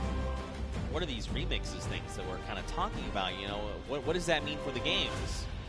Don't even worry. We got you guys covered. We're going to break it all down for you. So, remixes. We're basically going to go back through and play a match of every single match type. Yep. But there's going to be something different about them. So starting with Sky Station Showdown, the remix for that is that all players can earn points, not just your sword bearer. That is going to be playing a big factor. We've also upped the typical 1,000 points needed up to 3,000. Follow, we've also got Junkyard Juke. Do you want to talk about that one? Absolutely. In Junkyard Juke, we're going to be playing it again, but you can only use large props. So it might look a little bit silly, but what it means is that it's going to be all the more difficult to score. But at the same time, each large prop is worth 10, so we're not going to see those, small increments between each other. So leads can get large, or they can just stay very small because it's so difficult. Yeah, for sure. And finally, we're going to hit the world run one more time. But the remix is that players do not respawn. That's right. They're going to have one life. Brutal. That is so hard. We saw how many people struggled, even, to get past that first couple obstacles. So difficult. If they have one life, it's going to be so difficult. But we are going to be hopping into the first game of the Golden Games at Sky Station Showdown with a remix that everybody can earn points. Here we go. Go ahead and count us in here. If you're hanging out at the stadium, we've got 3, 2, 1.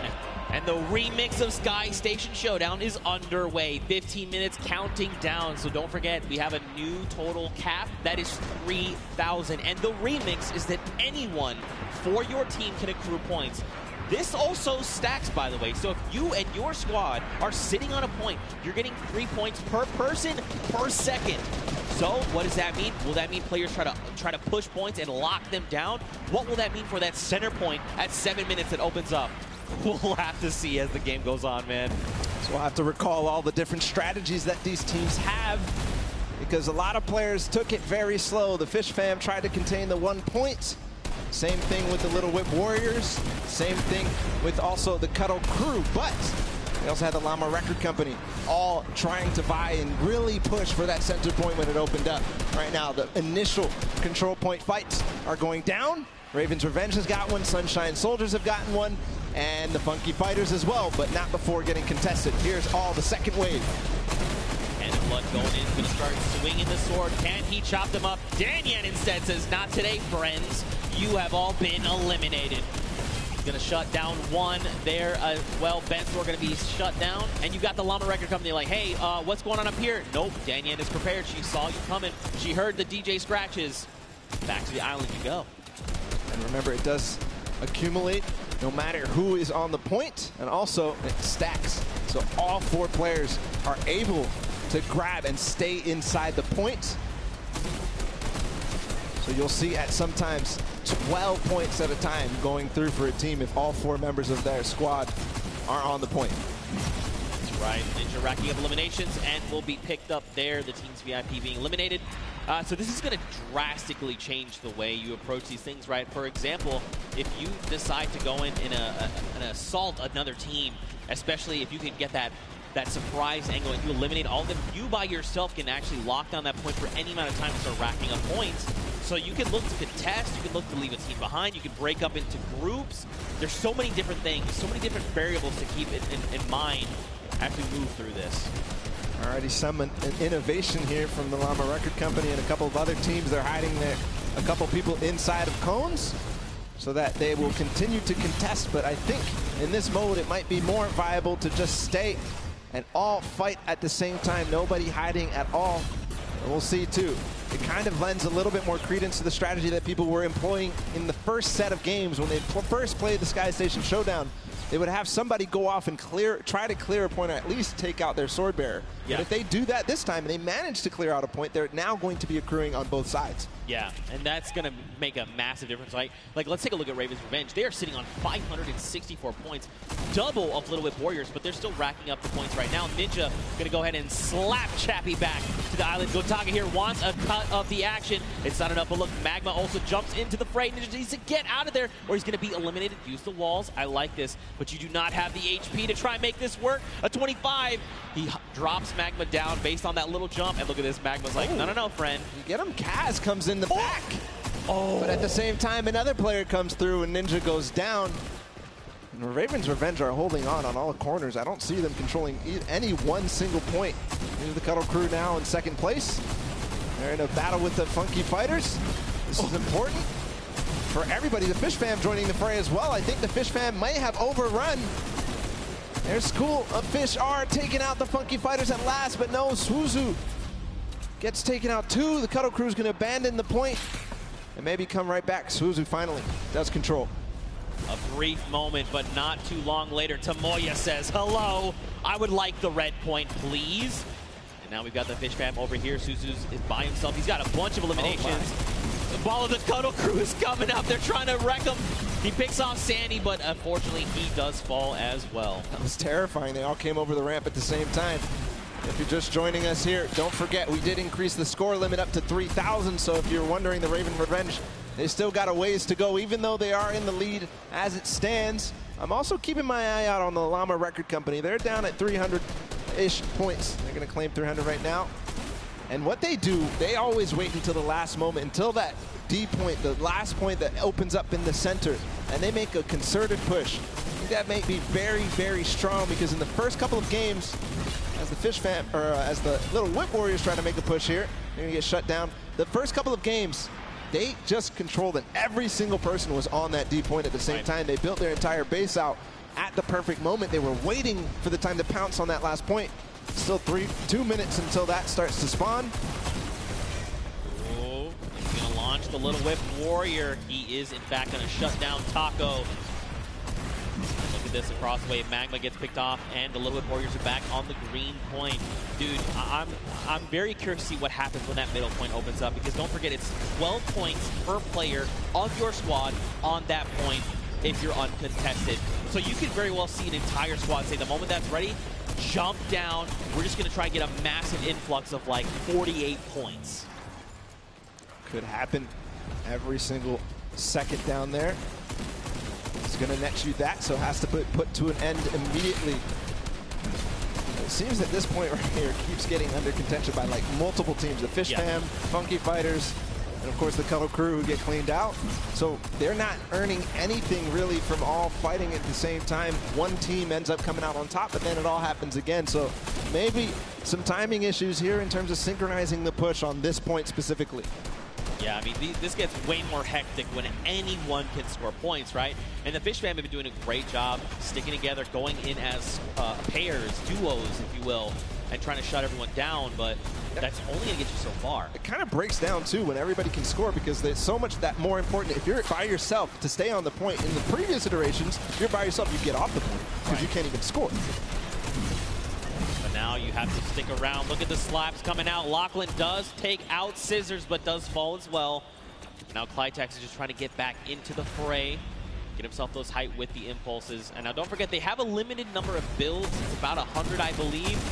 But right now, man, you just need to be turning your attention left and right, trying to eliminate as many players as you possibly can. This remix is shaking the very foundation of this mode. And Clytex goes in, he's going to start trying to take him down. Did not go his way, though. See, this is what I'm talking about. Finally, the Fish Fam control this point that the Cuddle Crew and Funky Fighters were fighting for so hard. And they control it with all 4 players, so you could see their score rising significantly every second there. At the same time, the Llama Record Company with an evenly timed push as well, but Rubius comes in. Chicken Champions take out 1, but I don't think that's going to be enough. I think the Llama Record Company, no, they don't hold. Or do they? Or do they? That is the question. It looks like, unfortunately, the answer is no, as the Chicken Champions are rolling in on the Sunshine Soldiers. Attacks are going off left and right, but Danyan is just It's just not falling. Just keeps eliminating left and right, getting a little bit of that siphon. The timing of that push from that took out the Llama Record Company might have actually worked out in their favor because they're all going to respawn together. 5 seconds for this D point to spawn. You can already see they're hunting. Hand of Blood, Rubius, Carnifex, they're all going for it because they know the importance. If they can all stand in there at the same time, all the impulses come through before anybody can even build a base, build some protection against them. It's pure chaos down here on the D point. And look, if you're another team on the outside looking in, as all these players are just jumping in toward that center point, you do what Gotaga's doing. Let them all fight it out. Let's just sit on the point.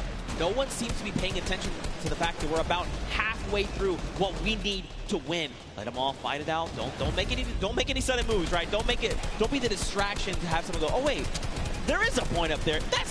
We need to go get those guys. I love what they did just there. They forced the one player there, but hold on, the Funky Fighters are all in. They have a base. There's no impulse. They are climbing the leaderboard hard. They're at third right now. They're going to overtake second.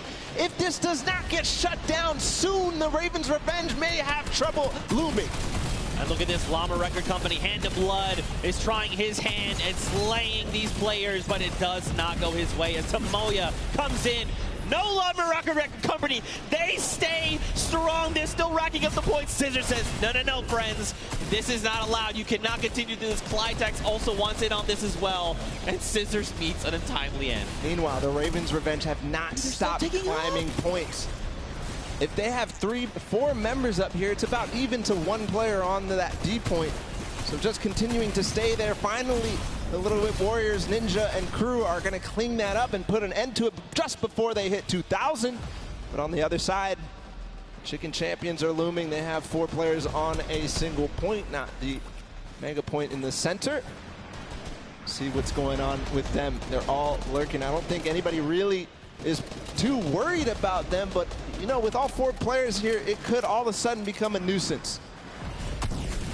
Back down on that center point. You've got Hand of Blood trying his hand again. Did not go his way. Kotu is here, though, for the Funky Fighters. He was able to rack up a small amount of points, but still, every little point you can gather is going to make a difference going in the end. And look, Gotaga and Ravens Revenge are back on the point, but so are the Funky Fighters. There was 3 for just a moment. Chaos is down, just breaking out down on the center point right now, Bala. What is this? Literally every single sword bearer and almost every single player here from the Llama Record Company is using those tactical shotguns and getting in.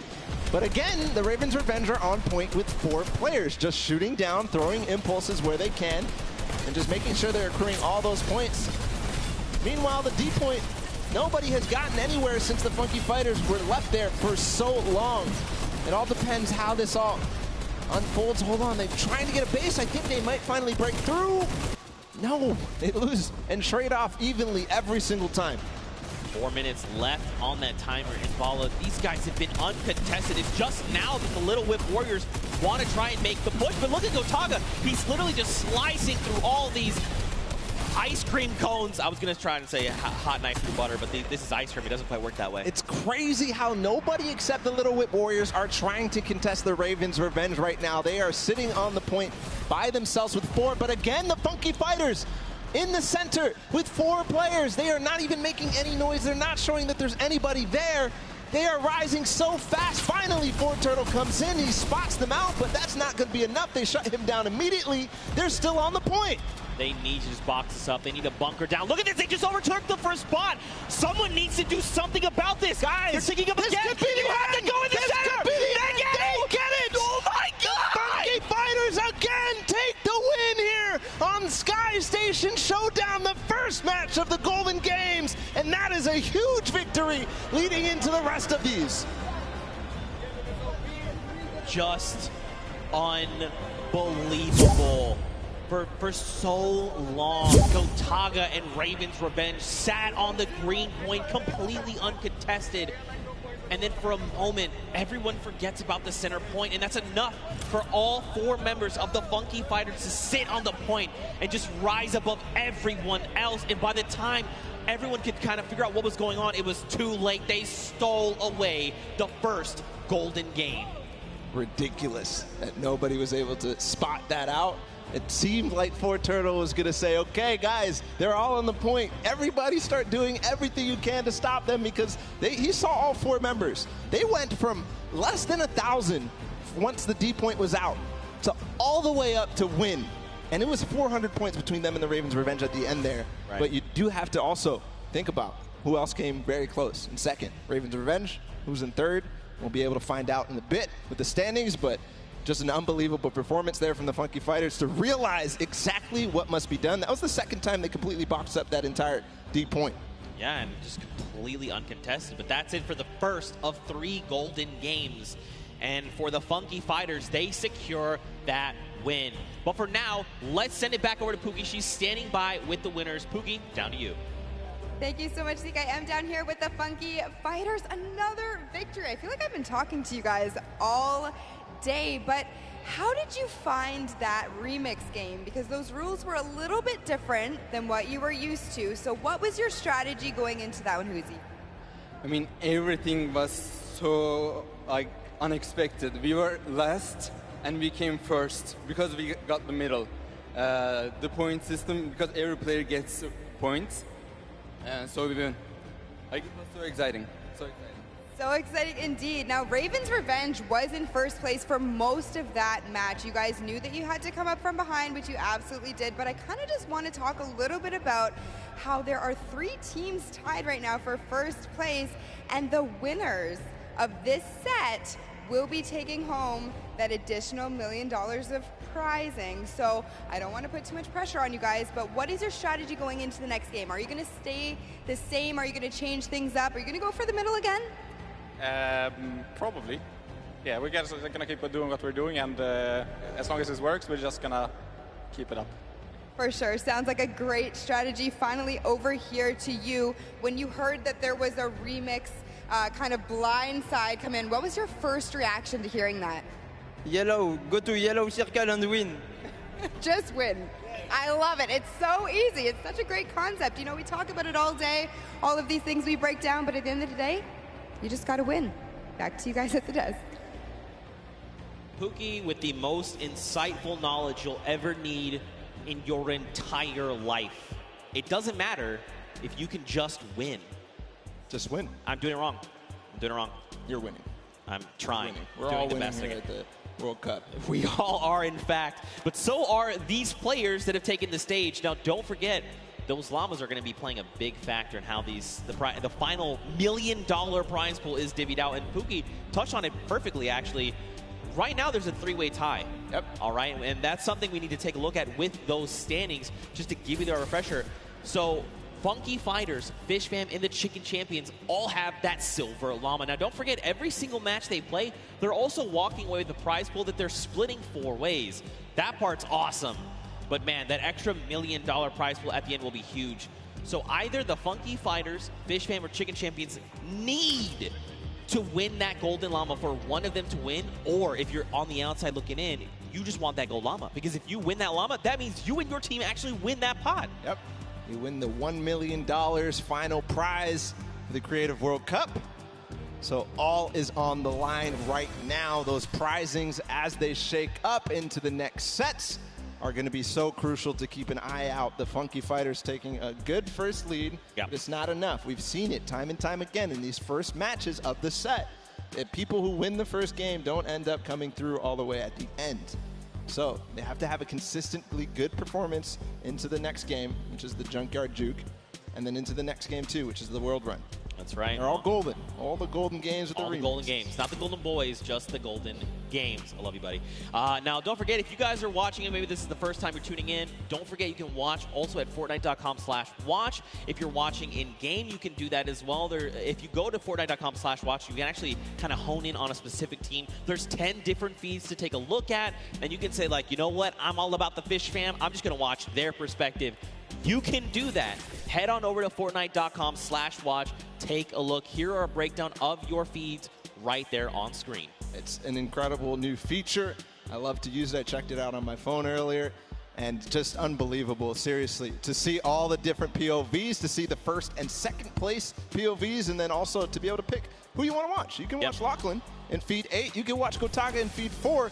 So just an awesome feature. Go check it out. It's amazing. Yeah, for sure. Now, don't forget, guys, we are 1/3 of the way through the Golden Games. First one, Sky Station Showdown, is in the books, and the Funky Fighters were, in fact, the winner. Now we move on to the second game, and that is the Prop Hunt, a.k.a. Junkyard Juke. And don't forget, the remix, 10-point props. Only the large ones. You can't go with the, little crowbar. You can't go with the wood planks. You can't go with any of that.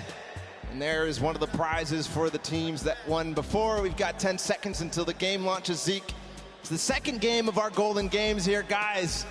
It's time. 2, 1, the game begins. Now, just a refresher, we can only be 10-point props. So let's break down what these 10-point props are. You've got a snowman. By the way, there's no snow anywhere else on the map.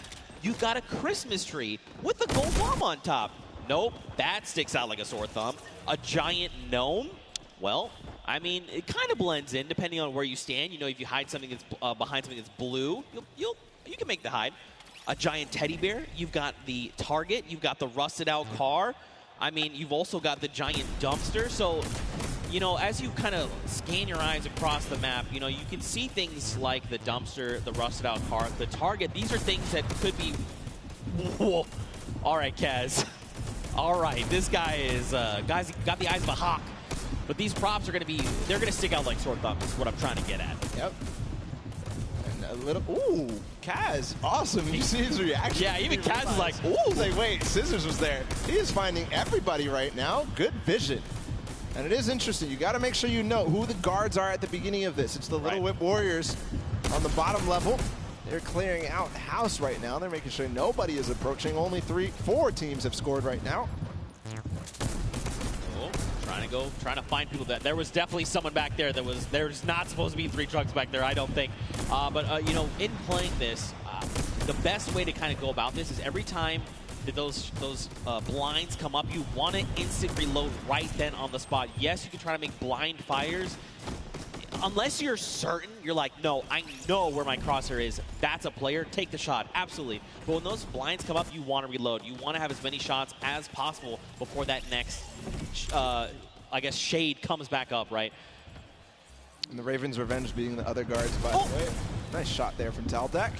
Yeah, you mentioned when the blinds, I've been calling it the black, when the black comes up, take the time to reload and make sure you're taking the time like Taldak to stop and try to remember exactly what you saw. Don't move your POV, don't move your camera at all as you try to recognize exactly what changed. You've got to use the uptime of your vision to take as many shots as possible to clear out what you think is possibly a prop. That player came down from below because he hit one of those springboards.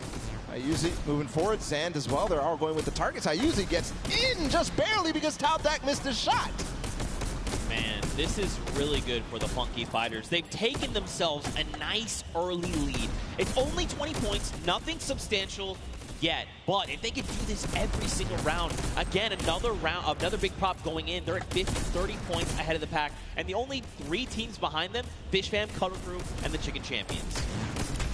And look, time is done. So that's it. So don't forget, Raven's Revenge, they have already been guarded. So going forward, all they have to do is try and rack up points. This is going to be huge going forward. The round is going to reset. We'll get 2 new guards on deck. You've got the Chicken Champions and the Funky Fighters. So now they can try to lock out other players from scoring. And it depends on how well they do, right? Because again, these are big 10-point props. There's a lot of them as well. The props outnumber you pretty substantially. And if you recall the first game where the Ravens Revenge were actually in second to the Funky Fighters. So like you said, being able to take your time and make sure that you know exactly what you need to do kind of gives them a little bit of an advantage. But the Funky Fighters really did come out to a huge lead in the first, scoring 5 points, or 5 total. See if they can hold it down right now and keep the lead as it is. The Chicken Champions at 20 are not going to be able to close the gap. But we'll see if the Fish Fam, the Cuddle Crew, and everybody else can approach the Funky Fighters right now. They're trying to stop that from happening. Well, Scissors did just drop in with that 10-point prop, who's closing that gap if they can get another 10-point prop in, they're going to be tied with the Funky Fighters. But they actually have to make it there to the center to make it into the incinerator. That is going to be make or break. We have 2 minutes left on the clock. And, you know, my first instinct for this would be, you know what, I just got to go. I just got to try and run out as much as I can. That's actually counterintuitive. Right now, you want to just be taking baby steps, right? Just making sure you can secure those points is crucial. All the players right now, you can see them down below trying to get the shots as possible. They're racking up the eliminations right now. I don't think Fish Fam may have gotten one through. Taldak gets one through. That's going to even the gap a little bit. Here's the Funky Fighters again, just blind shooting through the black. And remember, 1:30 to go on this guard. Fish Fam has tied it up with that score right there.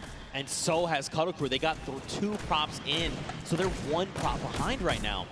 Oh, Action, you gotta be careful, buddy. One prop behind, there's a little whip coming through as well. So all of a sudden, these teams are letting a lot of props through, or maybe it's the props who figured out their timings, figured out their tendencies, figured out when they stop shooting. 1 minute to go here. Here's Ninja. He's got a car. This is one of the most difficult obstacles or props to get in. Don't stack on top of each other. Oh, so dangerous, because when you see things like that tight together, you're like, yeah, no. Oh no, the bumper. You gotta land.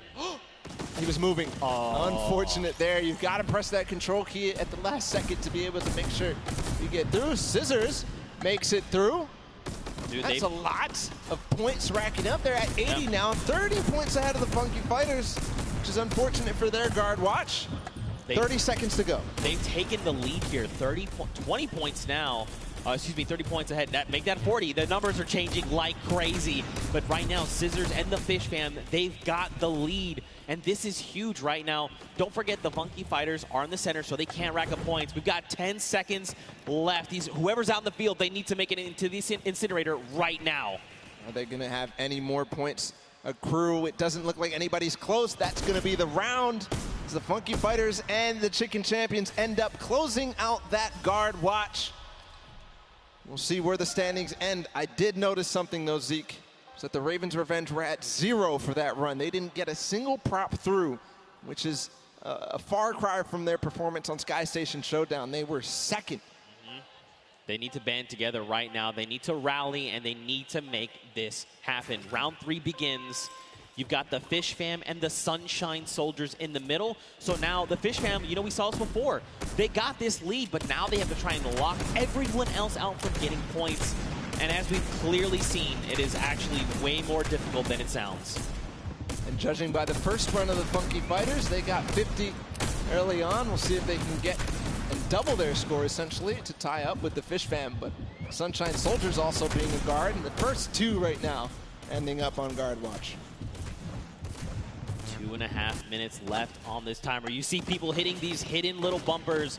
So a little surprise in case you've been wondering why have they been flying up. There's little secret bumpers that are buried. You can see one right there that looks like a little silver dome. If players touch that, they're actually launched into the sky.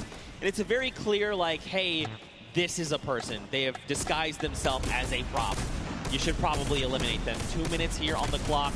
And Fish Fam are just tearing it up. But look, Funky Fighters, they were guards last round. They were behind pretty far, and now they're starting to close up that gap, right? If they can get another 3 props in within this 2-minute timer, they're going to be in a great spot heading into that final round. Tyler trying to hold it down before he gets his last opportunity to go with the props. But here, the Cuddle Crew, and they're going to be on guard watch next. So if they don't solidify this lead, very strong right now. It's going to be so difficult. Meanwhile, the Ravens Revenge did finally get a prop in. They could have a final round that could be amazing. We'll continue to watch here for the Cuddle Crew. Llama Record Company and Funky Fighters all earn a point in just a second there. 1 minute and 20 seconds for this guard watch to end. Cuddle Crew's only a single prop behind. The Funky Fighters are only 2, and so are the Llama Record Company. Ravens Revenge is now on the board with a single. That's a Raven. Look at that. ChrissGxz, he's got this on lock. He's got the entire map laid out in his mind, and he can tell the difference. Ooh. Wait, does he catch the 2? He did not. Wait, these other 2 trucks, are they actually going to make it in? They're making it in. Yeah. That's unfortunate. ChrissGxz, they snuck right under his nose. They get in. But it doesn't. Oh, he hit that person from the blinds. Wow. He heard you, Zeke. He knew. Listen. Flexing a little bit on everybody. He knows I'm a big fan of his. All right, he knows. He knows. Cuddle Crew, they're nice and hidden. All right, got to watch the bumper. There is one hidden. You see it right there in front? Be careful. You can see it. It's right there. Don't do it. Nope. Never mind. That was, looks like that was Fish Fam. And it looks like a lot of props are making it towards the center right now. I think I just saw 3. Very close. Here's the approach from Huizi. Remember, they have to get sorted to get scored. So Tomoya, I think, will be the last prop here. Bensor making a push for it. No. But what a push there at the last second. They do all tie up. 3. The top 3 are tied up at 100. So that means this last round of Junkyard Juke is going to be so crucial. This is very scary heading into round number 4. So take a look. In the center of the map, you've got Svenos and his crew. So don't forget, there's 3 teams tied for first. You've got the Fish Fam, you've got the Funky Fighters, and you have the Cuddle Crew. So basically, they are well ahead of the pack, but they're fighting each other right now. Little Whip, or excuse me, sorry, the Llama Record Company, and now Little Whip and the Cuddle Crew, they're at 90, so they could close that gap, but they have to work so much harder to do that. You've got the Cuddle Crew in the middle, and this means they're not racking up any points for this round, right? They're just trying to keep everyone else from accruing points. And 5th place or lower at this point. If they don't have a good performance, even the Sunshine Soldiers, the Chicken could go through. Nice shot there from his team. Joining them as well as the Llama Record Company in 2nd place. So 2nd or lower is all they can achieve. So for right now, Llama Record Company, remember, they can't accrue points. They literally have to try and stop Fish Fam and the Funky Fighters from racking up points. If they get even 1 through, they are going to be edged out.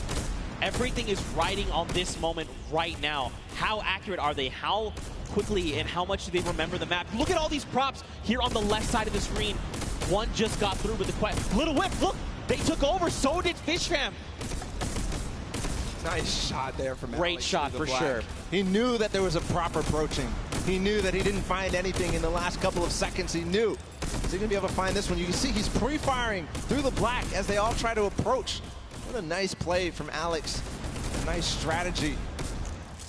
Now remember, now that the Little Whip and Fish Fam have taken the lead, the Funky Fighters fall to 3. And since they got first in the first game, that means it's just more close when you think about the overall standings here. Yeah, look, Little Whip again, get another prop in. They're pushing ahead, man. These guys are pulling away from the pack right now. Llama Record Company, they've got to just start trying to pick off these props. They've got to keep the Fish Fam and the Little Whip down. Maybe have someone else potentially contest, but right now, man, the Little Whip Warriors, Ninja and his team are just destroying this final round. All the rest of the standings so important as well. Svenos and Co. and the Llama Record Co. doing a very good job on guard duty right now. And besides the top 2 ending up getting a couple of points, they're not letting anybody below them really earn anything. A lot of props approaching right now. The timing's going out. Ninja gets in with the car, scores, and that just solidifies the lead even further, but I think Fish Fam scored. No, they didn't. Look, first place to Little Whip Warriors now. There's no tiebreaker involved. 20 seconds to go. Can anybody else score? You just got to go. Do not jump. You just got to go. That's right. Oh! Okay, there's another round of points coming through. Little Whip at 150. And look, Taldak's right here. That's going to put him at 160 with 10 seconds left. That's the win for sure for the Little Whip Warriors here. And Junkyard Juke as the timer expires, as Ninja scores in the final moments, as well as Taldak. The first win for the Little Whip Warriors, and it couldn't come at a better time here, Zeke. That's right, man. Look, don't forget, those Silver Llamas are scattered right now. This puts them in a great spot. If they can get this World Run win, they could secure themselves that gold llama, and out of nowhere, they could steal away the victory from everyone else around. A fantastic showing of the Little Whip Warriors, man, dude. They came out of nowhere. They were just on it. They flipped the switch and they said, you know what, we're getting all these props in, and we're just gonna get pulled away from the pack. That's what happened. Perfect play. At the beginning, they had the guard defense. They didn't let anybody get over close to, I think the Ravens are, no, the Ravens had 0. I'm thinking of the Funky Fighters had 50 in the first run. Yeah. but nobody else really did anything, and the Funky Fighters ended up starting to slow down. They didn't manage to keep up their pace. Little Whip Warriors took perfect advantage of that. Yeah, and I mean, you could just kind of see that they were very calm, cool, and collected in the whole thing, right? They just kind of navigated the map correctly. You kind of saw it happen a little bit, but there was almost like this clustering that happened. You know, when you've got 3 rusted cars right next to each other where there clearly is no rusted cars at all, you're like, okay, well, these guys are very clearly props, right? They figured it out eventually, though. They did. Separate, approach all in different waves, Yep. use the props at the front to kind of, you know, protect so that the guys who are just barely behind you can then make their approach and get 2 points at least, or at least 20 points in this remix version. Yep. But great performance for Little Whip. Again, couldn't come at a better time because that puts them in contention for this Golden Llama. And that's the bonus. That is the win. That is the win condition for this Creative World Cup. Well, I think the only thing that we need to do right now is send it down onto the stage. I want to hear from the Little Whip Warriors, so let's go over to Monster, who's standing by with them right now. All right, so I'm going to be honest. I thought early on the Sky Station Showdown, Ninja Squad specifically, was going to be dominating because of the fact that, you know, the way the qualifiers worked. You guys were out there running shooter trials, and you were struggling. But you guys are finally finding your stride. So let's just touch on it. How does it feel to be in the running? Now you finally got a victory. You're so close. The Golden Llama's on the line. You guys are so close. What do you think about this? Honestly, kind of relieved, to be completely honest with you guys, because, I mean, we were kind of nervous the first 3 sets. I mean, we were not doing the best, but now we're here. So, I mean, hey, we're in the running, and that's all that matters. All right, so you're in the running. You want to hold this lead, but more importantly, what team do you guys feel you need to shut down? I think it's the Funky Fighters. Is there any other team that specifically, I know we started off, Ninja said the Ravens Revenge, but I don't know. I think things are really shaking up. What squad out here is surprising you so far? Dude, those Ravens, man. Like, yesterday we were fighting with them all day. We got the edge on them yesterday, but today they came out and really surprised us. And there you guys have it. So as you can see, easily things can really shake up here. And just like that, suddenly it's anyone's game to win. Ninja Squad can take it for all we know.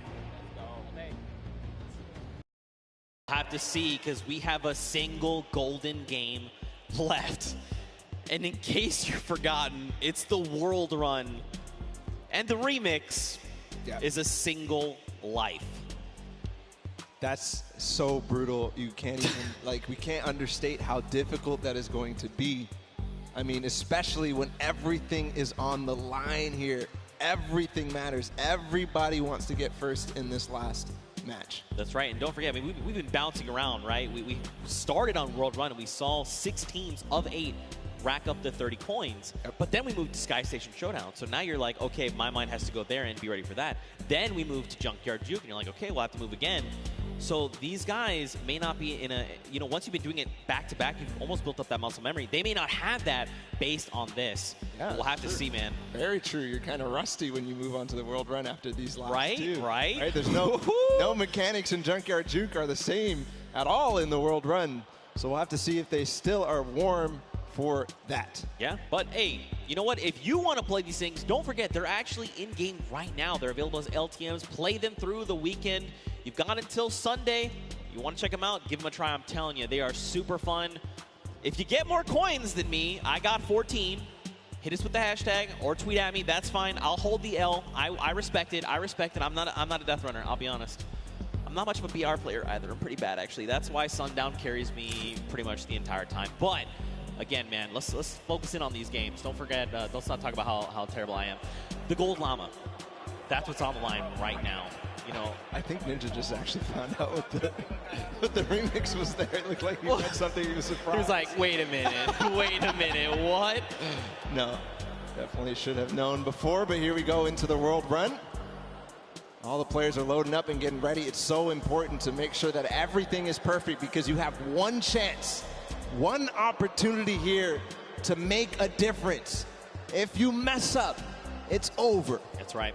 So I'm looking for Turtle. I'm looking for the players like Scissors, Suzu, who completely clutched up for the Fish Fam, both of them together. And really, it's not on the shoulders of one player. Even more so, right? We were talking about it earlier. The entire team needs to perform. But here, when they could be going out early, everybody needs to step up. Every single person. That's right. This is it, the final opportunity to try and claim the golden llama and take a slice of that final $1 million prize pool available to the winner. And of course, let's not forget the World Cup Creative Champions. The time is now. Here we go. The game is about to begin. If you guys are here watching from the stadium, let them know you support them. Let them hear you right now. Let's hear it for all these teams. That's what I'm talking about. They need your energy right here, right now. 10 seconds before we hop into the game, don't forget, it's World Run. That remix, A Single Life. Who is going to come out on top right now? It's anyone's game. We'll see who out of the gate as they open right now. Who out of the gate is going to go down? How slow are they going to take this? You can see everybody does not want to move. You can cut the tension with a knife right now. Here, MSYB is going to be the first to go. Danyan in the back as well. Everybody staggering their players so that they know what they need to do one by one. I heard some traps. MSYB, there he goes. Gets the first couple of coins and everybody at the same time. Funky Fighters have 6 right now. What a run so far from MSYB, not missing a beat. And the Funky Fighters are already off to a strong start. Oh, no! MSYB. Oh, an error was made there on his part, but it's okay. He still got his crew. They can still make it through. Funky Fighters are still racking up the coins. Here we go. They're going to pick up their 10th right here, right now. This is literally, I'm telling you, man, this is where this precision jump comes through. Come on. Koto. 2 players. He made it. Two players made it. So here through. Actually, right, no, let this, don't even. Just let the whole thing reset. Yep. Take a step back. Let it reset. Is every single one of his teammates down in the bottom left? Yes, it is. It is all on the back of Koto right now. He's got to make it through.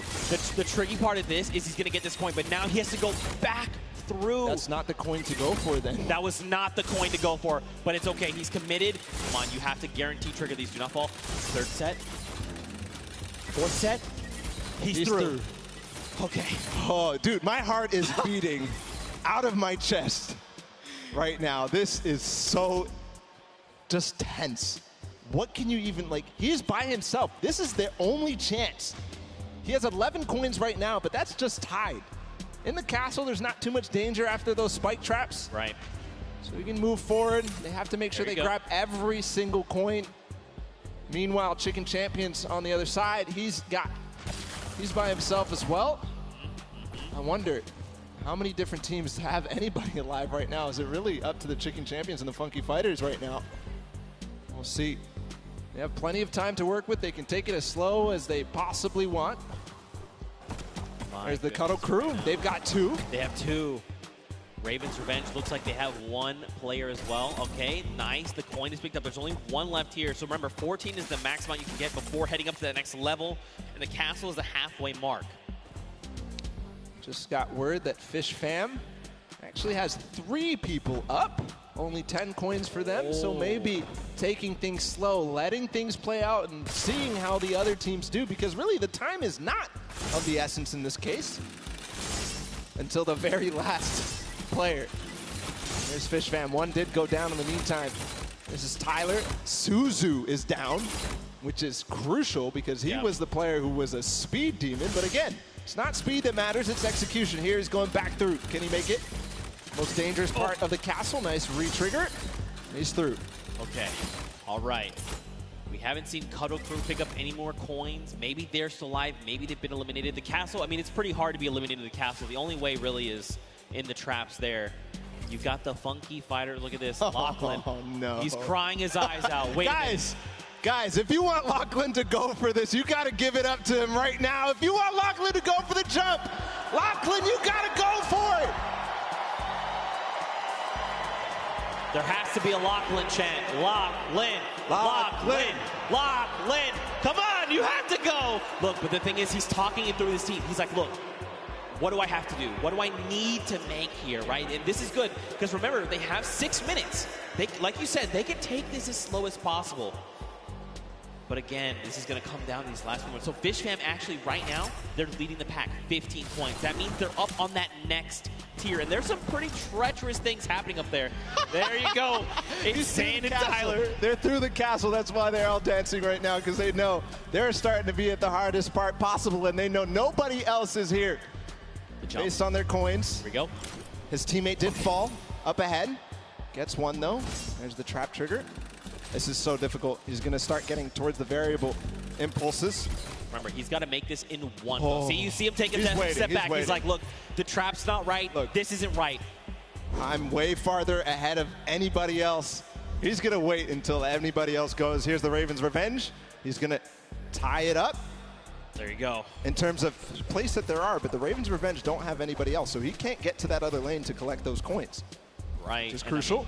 And don't forget, if he got here by himself, too, that means there was that extra coin, remember? Because there's 2 lanes. He left one behind. So there's more pressure on him right now. The scissors. That's what Scissors did in that game before. He's going for it. He's not stopping. He does need to make sure he beats the FishFam. You can see now Zand going at the same time. Here it is through the jumps. He's waiting a little bit. Jump. Nice. Yes! Okay, pressure's on right now, because don't forget they're a single coin behind. Zand going at the same time right now. Well, he's going for the variable impulses.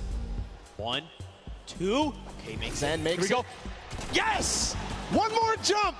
Magma makes it through the variable impulses, one of the most difficult jumps. And the deep breath does come in. Magma is putting the team on his back right now. And from what I can tell, everybody, Lachlan's going, guys. He's going. He's got to make this jump. Does he make it? There you go.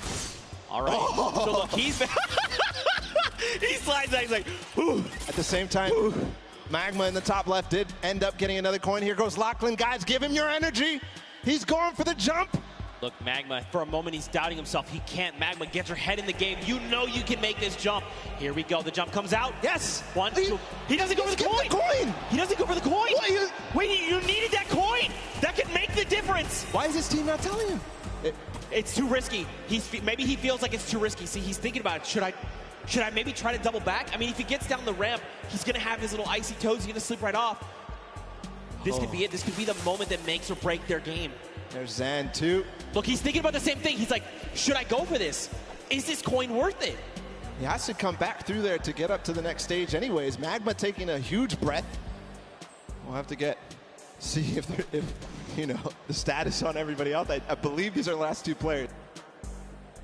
This is tough. We're getting word Lachlan has actually made it to the he has not made it to the castle yet. I misspoke there. All right, here we go. Magma, great trigger. No! Wait, it's okay. He used the rock. The recovery. Great. They knew about it. Gets the coin. No! And Magma is out of the game, and with that, the Ravens' revenge too. Lachlan bouncing. He's unfortunately out of it as well. He's not eliminated yet, but Zand going for it at the same time. Here we go. He's going to go for the coin up top. He has to. He literally has to. Magma, though, he left the coin behind. He set up. He didn't grab the coin either. If he had grabbed that coin, he's thinking about, do I double back? Do I try to make that? So the reason he doesn't want to go is because if he goes for the coin, he is not going to be able to get to the next thing. So they thought ahead of us, Zeke. They knew. Lachlan playing with fire. He is definitely not in this. Can he really make this with an impulse? No way. No. He's out. He has the end of Lachlan, the end of the Cuddle crew. And it is now 21-21. He just needs one more coin. He needs to get that coin. Which is more easy for him? Is it the one on this trap? Or is it the one back behind? You can tell he lifted the finger. He said, we need one coin. Just grab this coin right down here. If he can do this without being eliminated. There it is. The win. Oh, he missed it, but gets it with the trap trigger. The FishFam. Zand clutches up for them here. Scissors and company absolutely dominated in the last set of the world run. It wasn't domination really, though, was it? But a clutch performance from Zand. They lost their man Scissors and Suzo early on, but everything fell on the shoulders of Zand, and he does it. This is shaking me to my core, because what does this mean for the standings? In all 3 Golden Games, we saw a different winner. Funky picked up round 1. Little Whip picked up round 2, and now the FishFam picked up round 3. But don't forget, FishFam, they had that unbelievable time earlier on with 5:25. But, I mean, also, Funky Fighters, they got themselves the coins as well, so they all have wins. I'm trying to like think. I'm trying to think back, like all how the different standings, because Fish Fam, they had a good performance in Junkyard Junior. Absolutely, right? Right. Hands down. Here's the last moments with Zan. This moment could have won him the Creative World Cup. Think about that for a second. This could be it, man. That literally could have very well. But then the question is, what if that doesn't get them the win? Should he have kept going, right? But he just decided, look, you know what? We've got the coin. Let's end it here.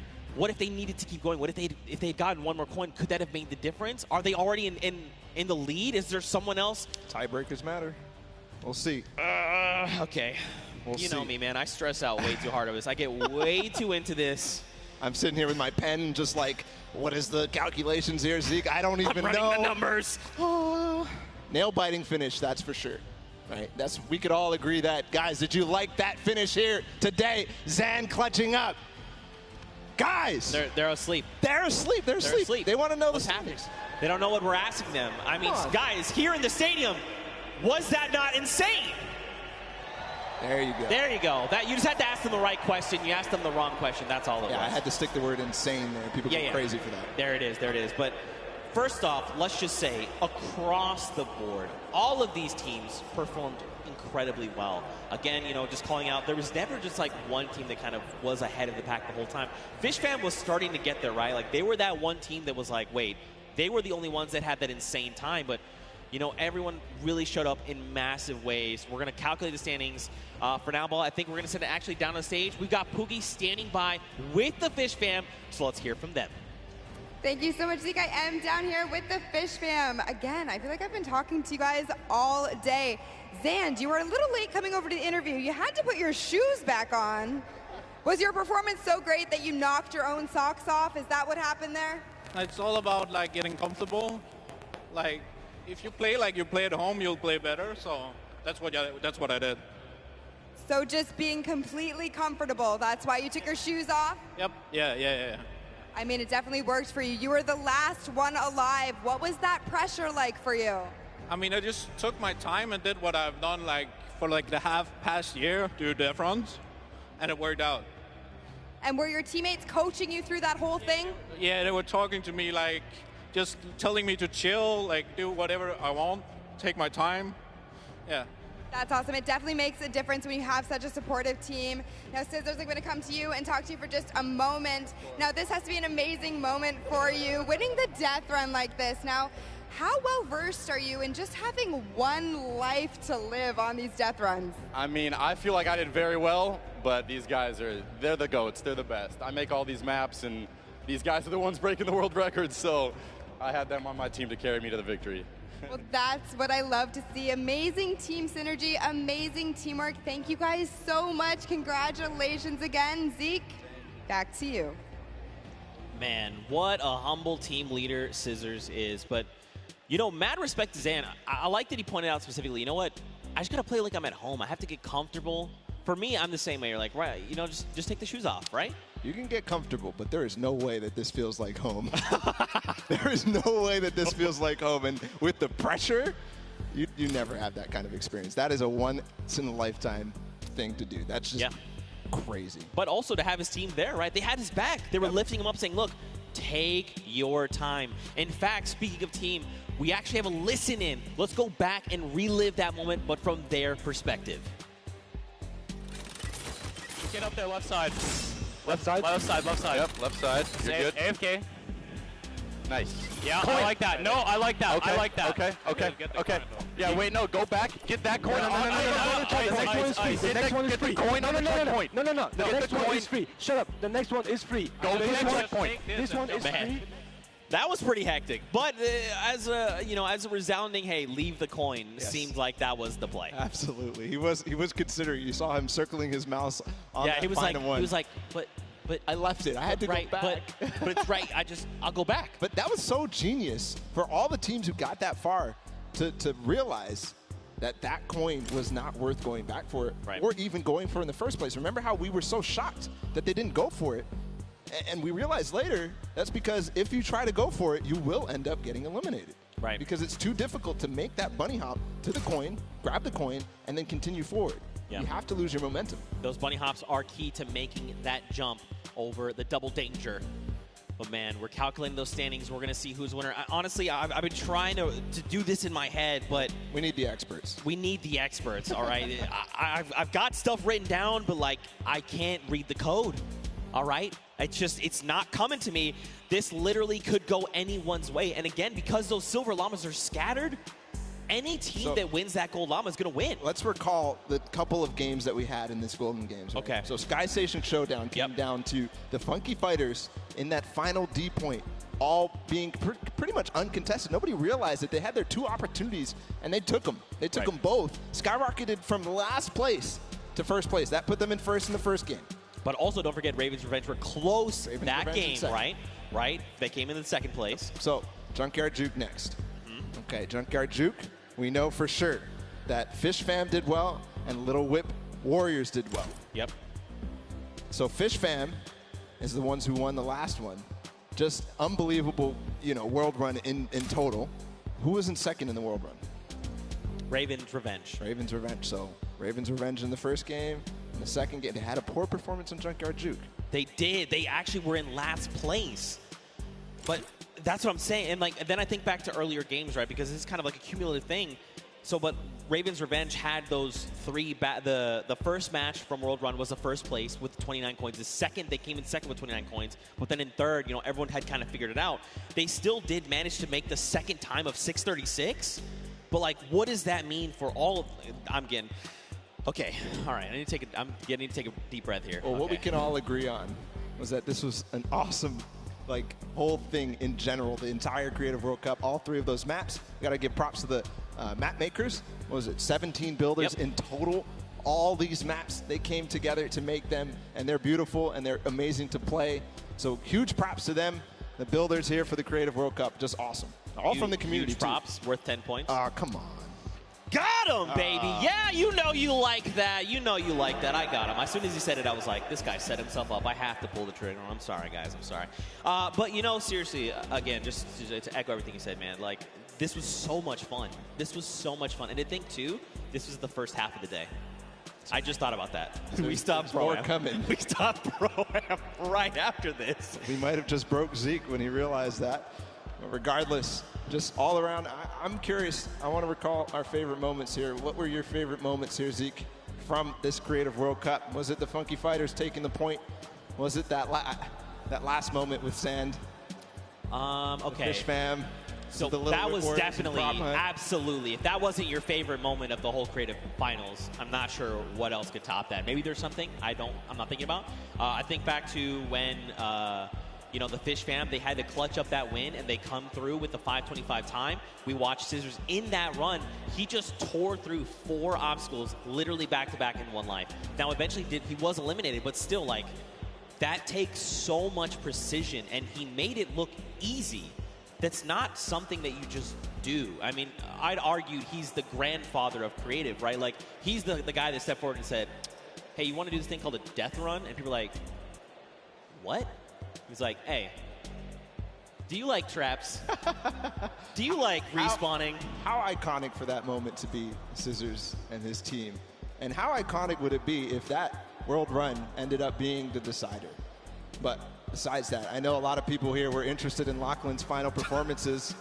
We're going to go ahead and take a listen in with his team at the end of that run for him. All right. Sandy, I'm going to start playing, okay? All right, yeah. Or actually, no, I'll start playing when you get to the impulse bar. Boy, nice, there's a point above you. Let's go. Well, lucky you get this. I'll try, I guess. Yeah. Oh. This is the jump that I don't think I can Yeah. do. Oh my God, Mac. Well, here we go. No. Okay, that's... No.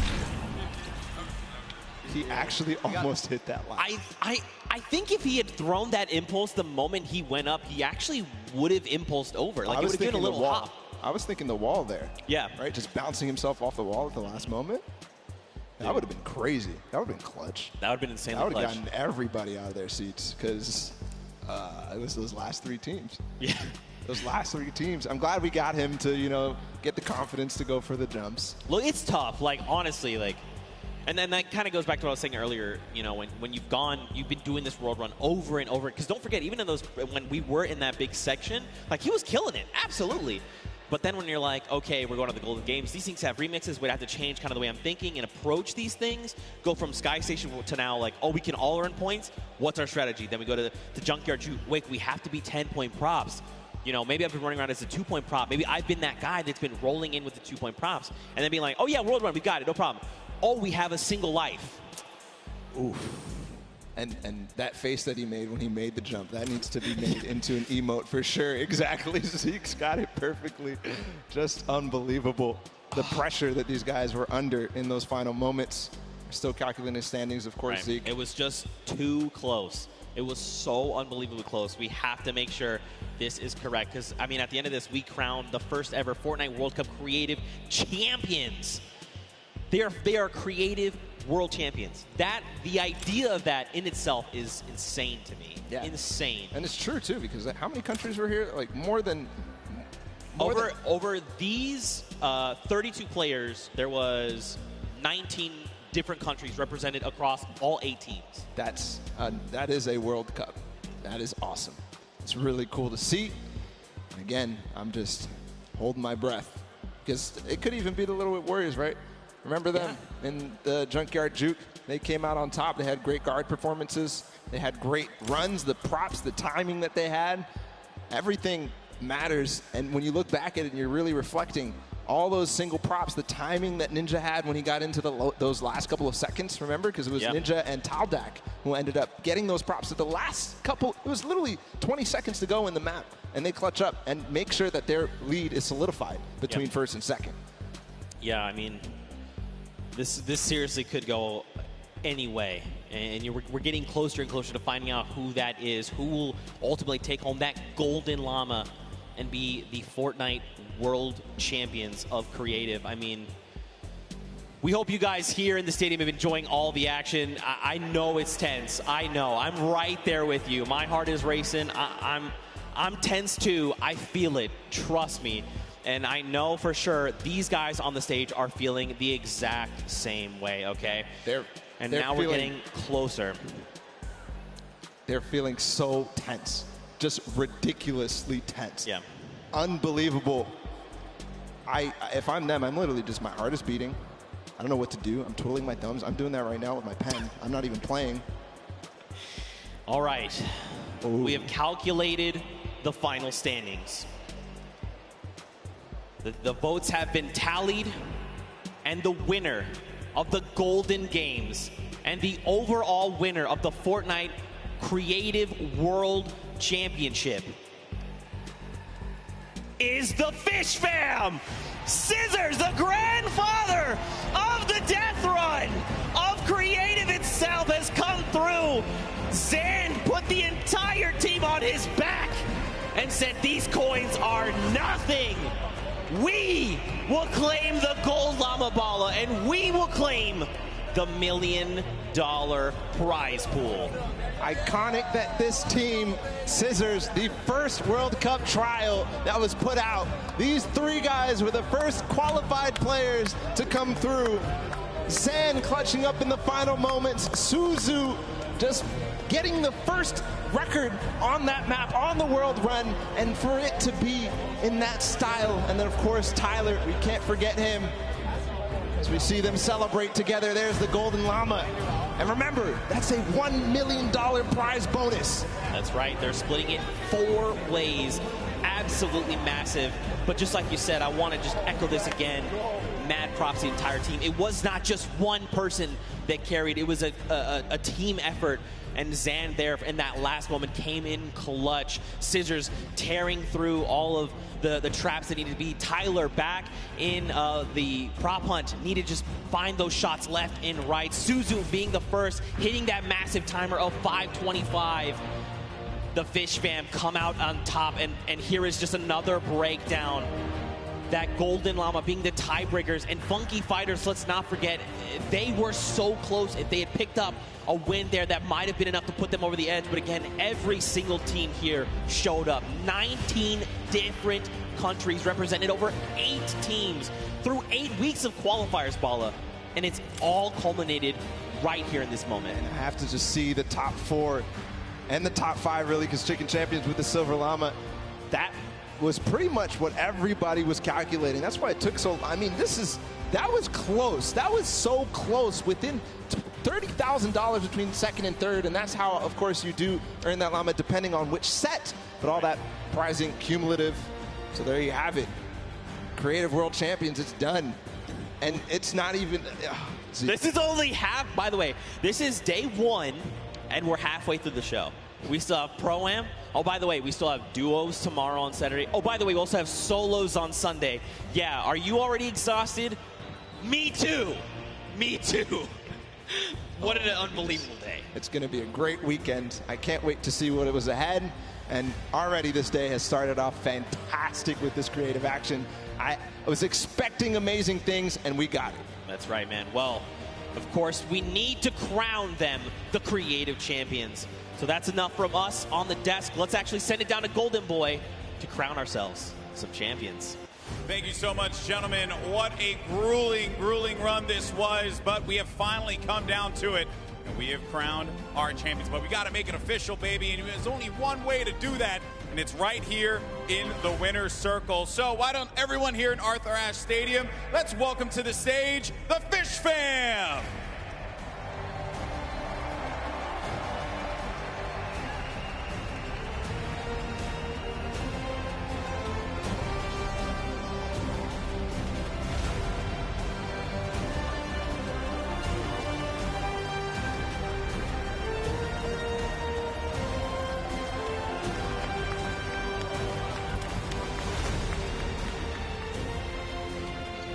Congratulations, guys. One more time. Give it up for the Fish Fam.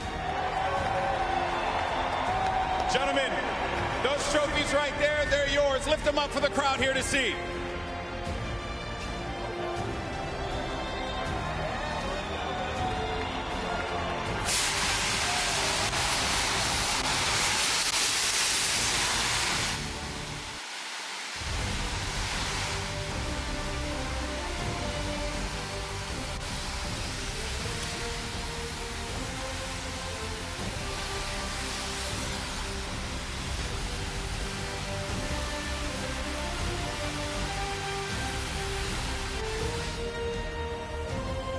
Wow.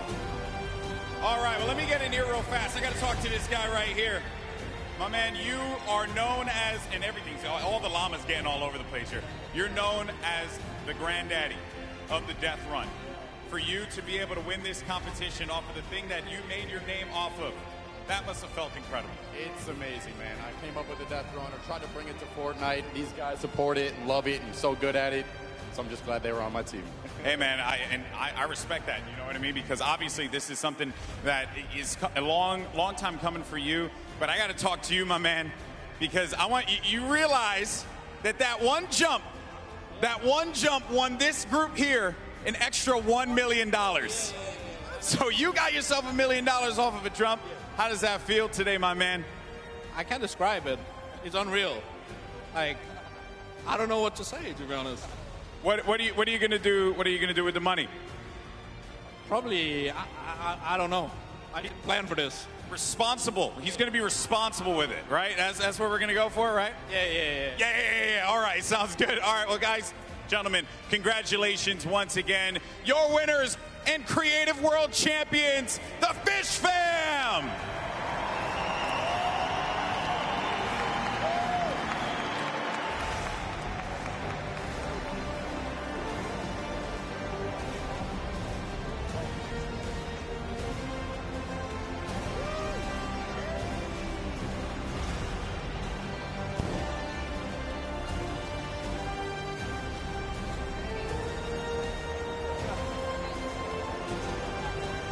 Fortnite World Cup Finals. It's time to play some Fortnite. And one more goes over, and that's it.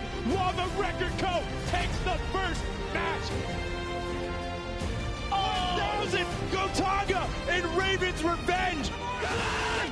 Let's go! That's it! His feet touch the ground. GG. The impulse doesn't go off. Tomoya takes it for the Funky Fighters. We are very close. Yeah, don't.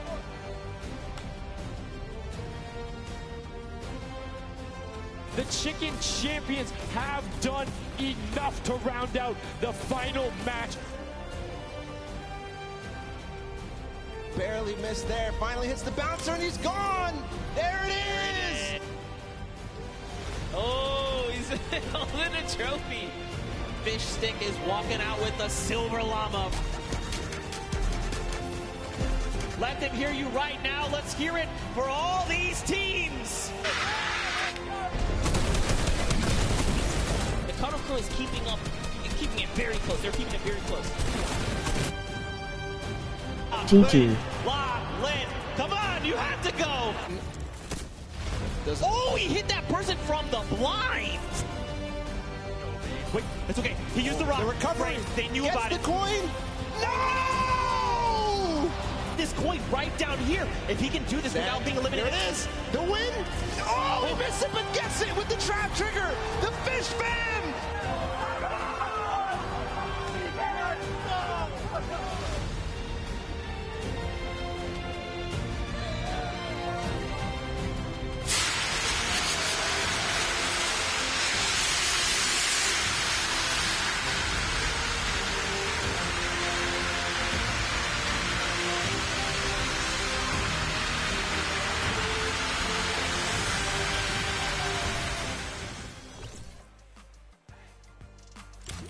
Okay, hey guys, I'm Bloom Falconer. I'm from the South Bay in California.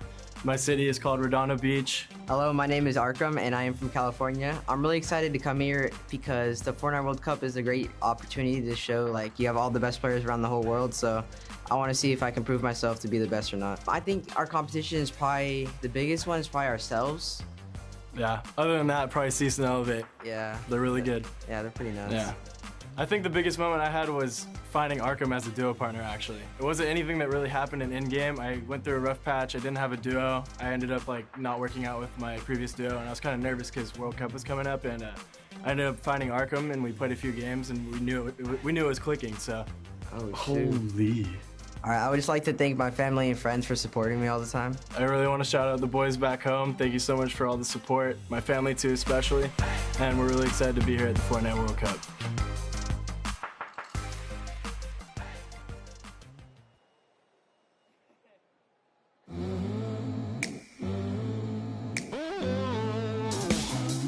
Hey guys, it's Kitty Plays, and I'm in the player lounge right now, and I want to know if these guys could describe Fortnite in 3 words, what would it be? For me, it's cool dance moves. Sweaty, fun, and colorful. I feel like the most common one from me and my friends when we play Fortnite is he's one shot. So, yes, and he's never one shot. Yeah. That's perfect. Wild, creative, and fun. Those are some good words. Unique, challenging, and creative. Yeah. Fortnite. Amazing. Amazing. Clapping bots, bruv. I appreciate that one. Yeah. If you could describe Fortnite in 3 words, what would it be? Super hyper entertainment. Yeah. Yeah. I like that. Run, build, bush. I don't know. Fingers crossed, man. That's my 3 words. Fingers crossed, man. Yeah.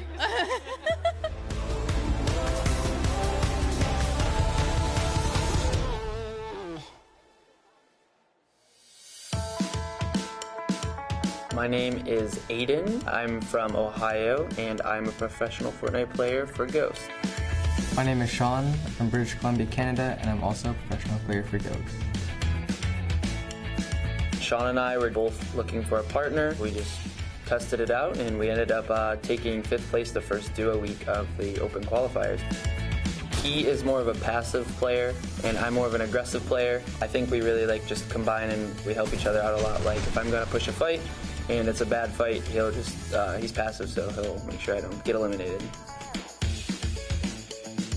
an honor to be here, really, with all these players. There's people here that I've never heard of, and you know, they could be millionaires by the end of the week. So just stay confident. If we're gonna do it, we just full send it. It's a really good feeling just to be able to play against everybody, and you gotta be elite to get here, so it's just a good time. Stay on your grind and don't let anyone stop you.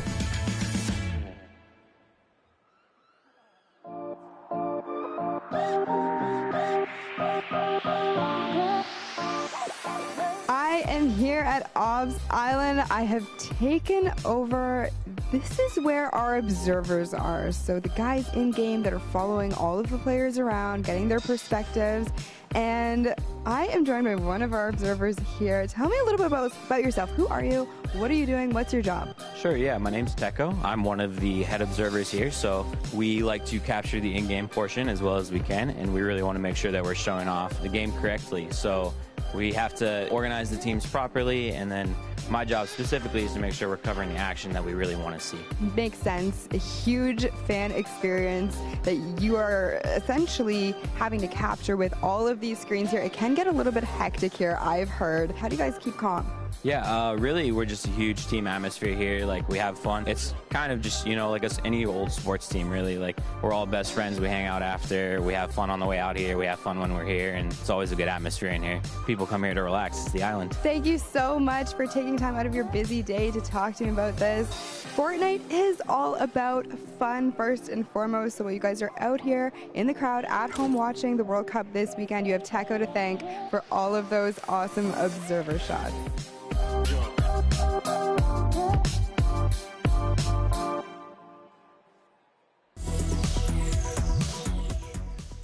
Hi, I'm Kat and I'm from Australia. I think Salty is definitely by far my favourite drop spot since there's a lot of loot and it's central of the map, so it's easy to rotate. Right now my biggest competition is definitely my duo partner Soz. He's also competing in the Swords competition. Wow, it's it's definitely heavy, but yeah. Wow, it actually looks really cool. Can't wait to see you at the Fortnite World Cup.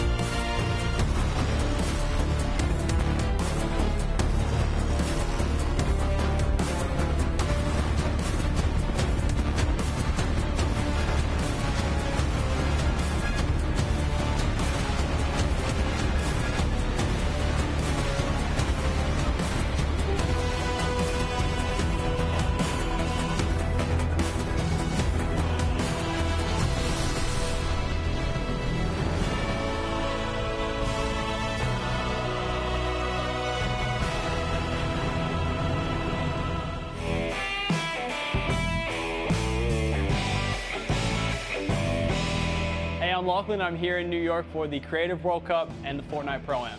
The Creative World Cup is a lot of fun and actually very excited for the Fortnite Pro-Am with Liam McIntyre. So I actually met Liam at the Pro-Am last year. He was Muzlok's partner.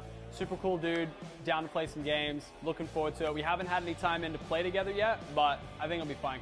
So the charity I've chosen is the Logan Pediatric Hospital, and this is like a local hospital back home in Queensland where I'm from. My brother broke both his arms, had to spend like 2 weeks there back in the day, so I'm just trying to get back to the local area. My favorite weapon right now in the current meta, probably leaning towards the combat shotgun or the pump. I switch between both of those. Probably going to lean more towards the combat for the Pro-Am, but with the recent nerf, maybe the pump, I'll see. It depends if I'm taking long range or close range fights. Probably more long range because I'm playing a bit more safe today. So for the last Pro-Am in LA, I actually dressed up as my codename Elf skin. Unfortunately this time, won't be looking as cool. I got a nice little kit from the whole team. We got all of our flags on one side from each country that we're from, and of course the Creative World Cup logo and our names on the back. Because you know what they say, you look good, you play great.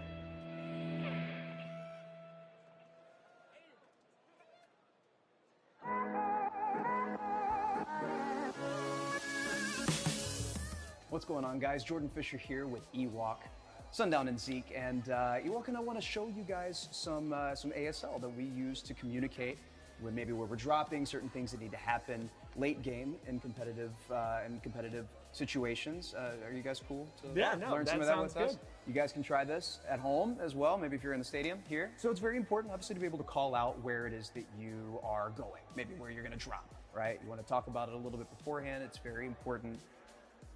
It's really simple, actually. You're going to have the letter that you, like the beginning of it, maybe it's Salty Springs, right? You're just going to have Salty an S Springs, and okay. then show what it is on the other side, right? Gotcha. There's a handful of them. You can do Lucky Landing, Landing. right? You do Paradise Palms. Paradise Palms. Those are some general POIs, right, that are very important. Some late game tips, right? Maybe you need to tell somebody, okay, tunnel. Tunneling, gotcha. So you like make a tunnel. You with your literally hands. just make a tunnel with your hands. It's that simple. It's right here, right? This last one is interesting. I don't really know how to explain it per se, but we're just gonna show you, and it's this right here.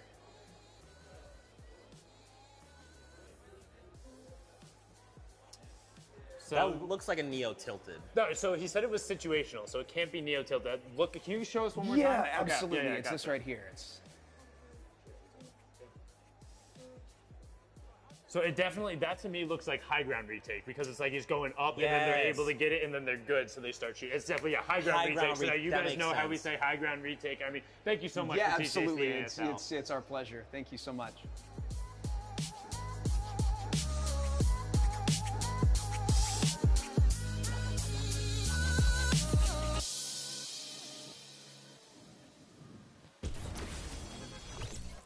Ladies and gentlemen, boys and girls, Jonesies, Bonesies, and everyone in between, welcome back. We are now into the Pro-Am pre-show. In just a little bit, you are going to see 100 of the top Fortnite players and celebrities battling it out on the Battle Royale Island.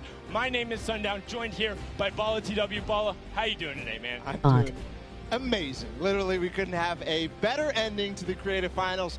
And to top it all off, we get to go right into the Pro-Am. We paired a lot of our favorite Fortnite personalities with a celebrity figure. What? As it proves to be many times, it's going to be awesome again. Lol. It's a lot of fun. We've seen a ton of great gameplay coming out of the summer block party back in LA, and we're excited to do it again. And there's actually some pairs here who have played before. We'll get into that Never a little mind. bit later, but excited to be here and excited to see these guys take the stage and also to get BR kicked off. But let's talk a little bit about what we saw in the creative final. I think it's almost poetic that ChrissGxz was able to take it away on the last world run. His team, known for the death runs, known for being one of the first major pioneers of creative as a whole. It was a game mode people hadn't got, and it took the Fortnite world by storm. And to see them clutch up in the Golden Games in the final moment, and it was the team decision too. We got to listen to the comms. Yeah.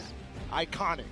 That's basically all you can say about that. The first to even have their creative trials to qualify in, and then, of course, the first 3 players to qualify for the Creative World Cup. So that's all I can say. Iconic. That's it. Like it has to be, and you know they're celebrating after the fact. The Fish fam able to get out there and do it, and it was kind of a come from behind because they were there. They're relatively consistent over the course of it, but they really caught up to speed. And for me, that's largely about what Fortnite and creative in particular for this final was about. How quickly can you adapt to what's going on around you, and how are you able to work with your teammates to maximize your potential? Fish fam able to do that. Congratulations to all of you guys. It was a pleasure to watch that, and also just the fact that they beat the world run so fast. We spent weeks testing it. Before that moment, there had been 3 people, period, who had ever finished it, and we watched them absolutely destroy the course. The second try they even attempted, and they completed it faster than they even did in the next one. So just unbelievable performance, and it's got to be also the rest of those guys who played in creative, unbelievable there. But it's not over here. We've got the Pro-Am coming up. We're here at the Fan Festival. People are hanging out. People are having a good time. People are hanging out, having a good time, and filtering inside as well. The players are getting ready. We're almost to the point where we're ready to go, but we still need to talk about what's up for grabs here in the Pro-Am. $3 million on the line, but per usual, all going to charity. for a good cause, for some fun. Actually got to go up to the Players Lounge, talk to some of the guys, and they're incredibly happy to just be here, meet the other players, have the positive interactions all around gaming. It's about those shared experiences, getting out there with your friends, interacting, having the time, whether it's on BR, in real life, whatever you need to do. That's what video games are all about. Yep, that's what it is all about. And I've seen actually a number of World Cup qualified players who are going to be playing tomorrow and on Sunday, just hanging around, doing some, fan meets, doing some signings, all sorts of stuff, and just overall having a good time watching the games, playing in the fan festival. I mean, you need to get used to this environment. If you haven't been down here, if you have a ticket, come on down, come hang out, check those out, because there is so much going on, so many people to talk to. The players are around here, we're hanging out. And also, don't forget, if you're at home, you can tune in and join the fun. You can use the hashtag Fortnite World Cup. You can go to Fortnite.com/watch. There is so many ways for you to get involved and just be a part of this. This entire thing is a spectacle. It's more than just the Battle Royale and the stuff that's playing, and it's about these players and celebrating the awesome stuff that they do. The interactions, whether online or in person, are amazing. I haven't yet gotten a chance to take a look at that hashtag after that Creative World Cup, after Sand hit that jump. I can't wait to do it later, go back in time on Twitter and see what the reaction was. Well, just see, because during one of the tests, we had like a relatively similar moment. The entire stadium was empty, and I thought I was about to pass out. Like, I hit the castle jump, and I literally stood up, and I was like, I don't know what to do with my hands. Like, I'm good. This is the most amazing moment. So then to watch Sand have that moment, have his team surround him, and know that you lifted yourself above in what was literally their last chance. That decided it. If you don't take that home right there, you don't get the golden lobby. You don't have the thing you need to then be the first ever creative world champion. And that moment is just the start to an amazing weekend. We're going to have so many more little moments like that that will define people's gaming careers, or maybe it'll just be the kickstart of it. Yeah, it will be the kickstart of it. I'm pretty sure for a lot of these guys, it's going to be the kickstart. It started off in the Fortnite World Cup all the way back in April. They played for 10 weeks. They competed. Program's going to be a little bit of a preview of that. It's going to be amazing. All the preparation, all the hard work, all the friendships and, the heartbreaks, everything. It's going to be so cool to watch. And one thing I'm particularly excited about with the Pro-Ams is seeing the evolution of just kind of, I don't want to say the casual game, but these guys really kind of press it. We've seen every single time somebody is bringing something new, whether it's the professional players or the celebs who are coming. I mean, just Joey Bosa last time was doing this like reverse ramp top rotation, and it was gorgeous. But the players are ready and out on the stage, so enough from us. We are going to kick off the Celebrity Pro-Am with a pair you probably saw before. It is Robert Abisi and Ghost Aiden.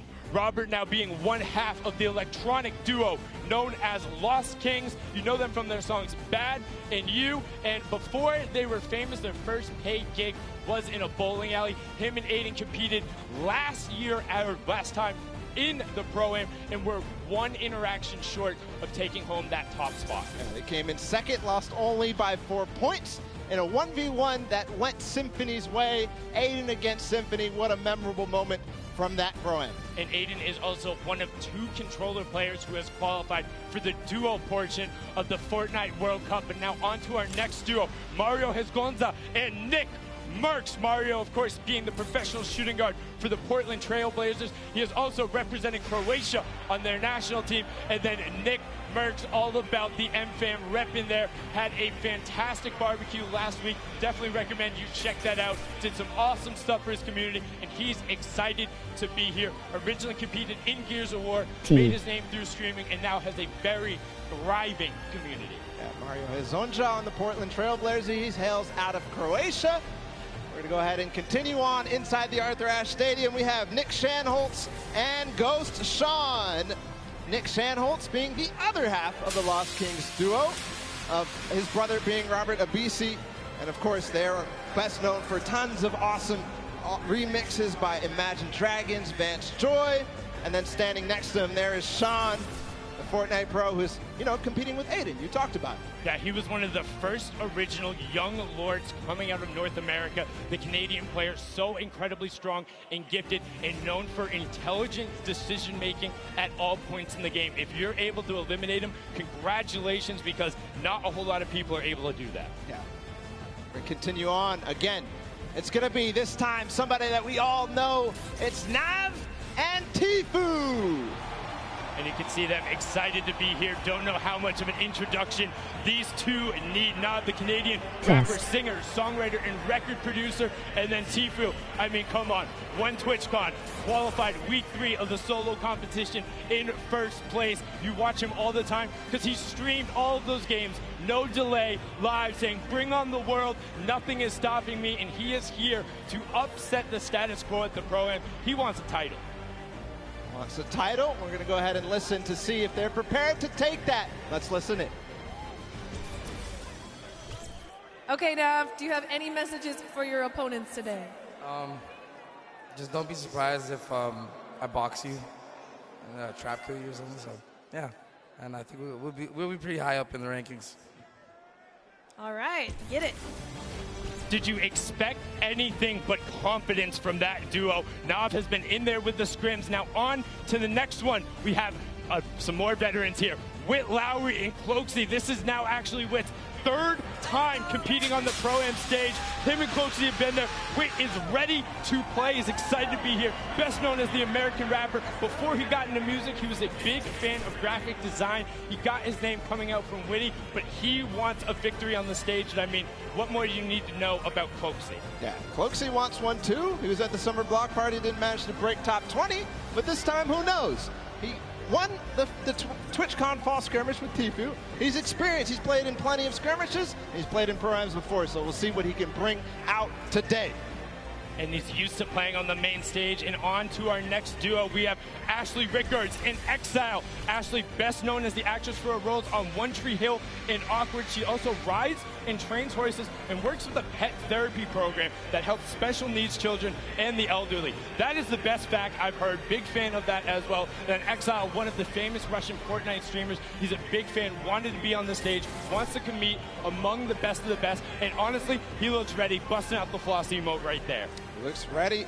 We'll see if he is ready when he takes the stage and gets ready to compete. And now it's time to hear from them, of course, from Ashley Rickards. Let's listen to see what she had to say ahead of the competition. All right, Ashley, do you have any words for your opponents today? I'm coming for you, and if I'm not, I'm hiding from you. But I'm coming for you first, so watch it. But like, not too hard. If you cannot see me coming, that'd be amazing. That doesn't seem like indecisiveness. That seems like a solid plan. Hide or go for them. We're going to go continue inside the stadium. We have a duo that I think a lot of people are going to be excited for. We're going to start with Sagala and Dr. Lupo. And I mean, what more can you say about these pairs? Dr. Lupo, of course, you know him, one of Time's top 25 most influential people on the internet. Let's see if he can be influential in this game. Sagala, the English DJ, record producer, and remixer from Norwich, Norfolk. He's had 6 singles charts in the top 10 on the UK singles. That's incredibly impressive. They want to have a positive showing here. Lupo, you know, after the last program, he's got a little bit of a chip on his back. He wants to show up and outplay the rest of them show. He's not too old to hang with the best of these kids. That he is not. We'll see if he can perform. I've been playing all sorts of games with him this week. He's ready to play. We're going to continue forward with Dante Basco and Tim the Tatman. And I mean, Dante Basco or Rufio. You also might know him as Prince Zuko from Avatar: The Last Airbender. And then Tim the Tatman, one half of the Girthquake, has been there forever, all about the Twitch stream, involving his community, the Tatman Army. They're about it. And when you see him on the stage, like, I wouldn't want to run into that duo, whether it's in the back alley or in the kitchen. They look scary. I wouldn't want to, but when I see that picture of Tim, I just have to say that is so adorable. I mean, you look like he's got the hands out there, 72 hours pose, ready to fight, and then just the most adorable, friendly smile. Like, I just wanted to give him a hug. But now we're going to go on to the next pair. We have John Ha and Wade CN. Wade being the Fortnite streamer all the way from China. He says the Flintlock is how he is able to capitalize on the island. John Wan is a dancer and choreographer to the dance group, the ChrissGxz. He makes appearances on World of Dance and the Dance Arena competition, and sometimes he even teaches dance at their dojo. So we'll see if the Chinese competition out of Wade is going to step up. We're going to get a taste of that also in the World Cup tomorrow. But here in Pro-Am, we'll see if they can compete, see if they can hang. And I'm all about the flint-knock plays, man. If you're bringing that out and you're going at people, I've seen some ridiculous clips that he's pulled out with it, but some more players who are capable of ridiculous clips, whether it's on the basketball court or on the Fortnite island. It is Aaron Gordon and Ali A being one of the original Fortnite content creators. In July of 2015, he was awarded 2 Guinness World Records for his gaming channel. And then Aaron Gordon, the American professional basketball player for the Orlando Magic. He plays as both a power forward and a small forward. And as you can tell, he's not that small. He's 6'9" out there, looking to tower over and dunk on the competition. And we've seen him do it so many times in the dunk competitions. It's awesome to see. And Ali A does something that I didn't even know was possible, which is get Guinness Book of World Records in YouTube. That's insane. Record breakers all around. And now another pair you're probably familiar with, Chandler Riggs and One Shot Girl. You saw them at the Creative Showdown. That is the most adorable wave, and Chandler broke first, but Chandler Riggs, the actor and DJ, best known as Carl Grimes on The Walking Dead, and then One Shot Girl, the Fortnite YouTuber and streamer, previously had a PC world record for most Fortnite squad elims in one round when she was playing with some of her other competitors, Tfue, Cloaksy, and Nick A30. Let's have a listen in with what One Shot Girl said ahead of the competition. All right, Julie, do you have any messages for the other opponents? I do. I have the best teammate, Chandler Riggs. Our communication, our teamwork is on point, and we are coming for every single person in the lobby. So we will see you guys out there. You love to see it from One Shot Girl. Awesome there. We're going to continue forward to introduce our next pair. It's going to be Sarunas Jackson and Action Jackson, so a Jackson pair. The Jackson duo there. Also, big congratulations to Action Jackson, just going full-time there with this stream. Paul, you're well on your way. And Sarunas Jackson is an actor and writer who you might recognize from HBO's series Insecure. He has also played professional basketball in Asia, so you know what? He might be able to dunk on him too. That he might. The Jackson 2. See if they'll show up here today at the Pro-Am. Of course, such an awesome duo. See if there's action ahead for them. We're going to continue forward. Freddie Stroma and Yoshi. Freddie Stroma, an English actor known for his roles in movies like Pitch Perfect, or Harry Potter movies, or as Dick Ontarley on Game of Thrones. Yeah, big fan of all of those roles. And then paired up with Yoshi, the coach slash commentator slash manager slash do all for Solari. We've seen him on the World Cup broadcast. If you've watched any of the French streams, you know him. Incredibly analytical and intelligent when it comes to Fortnite. This duo is going to look to break down their opponents. And the next pair is a pair that might be tough to break down. Tons of experience coming out between Cody Walker and Toygby. Cody Walker, the American actor who starred in the show In the Rough. He's also known for his work in the Fast and Furious movie Furious 7, where he helped complete it after his brother's passing. Toynbee, he was part of Millennium Team on League of Legends, so another one of those former LoL pros who have been over here, and he's been a part of that roster also as a coach. So I mean, a lot of knowledge being brought to the stage. Cody was also at the summer block party, so he's got the experience. And I got to give some love to Cody, because I just found out that he's been a PC gamer since 1996, and he played games like MechWarrior 2, and that's where I started too. PC games, FPSs, and it's just awesome. We're going to continue forward always. We're just moving in the pace here. Max Carver and Nick A30. Max Carver, the actor who's had roles on shows like Desperate Housewives, Teen Wolf. Hold on, what are they?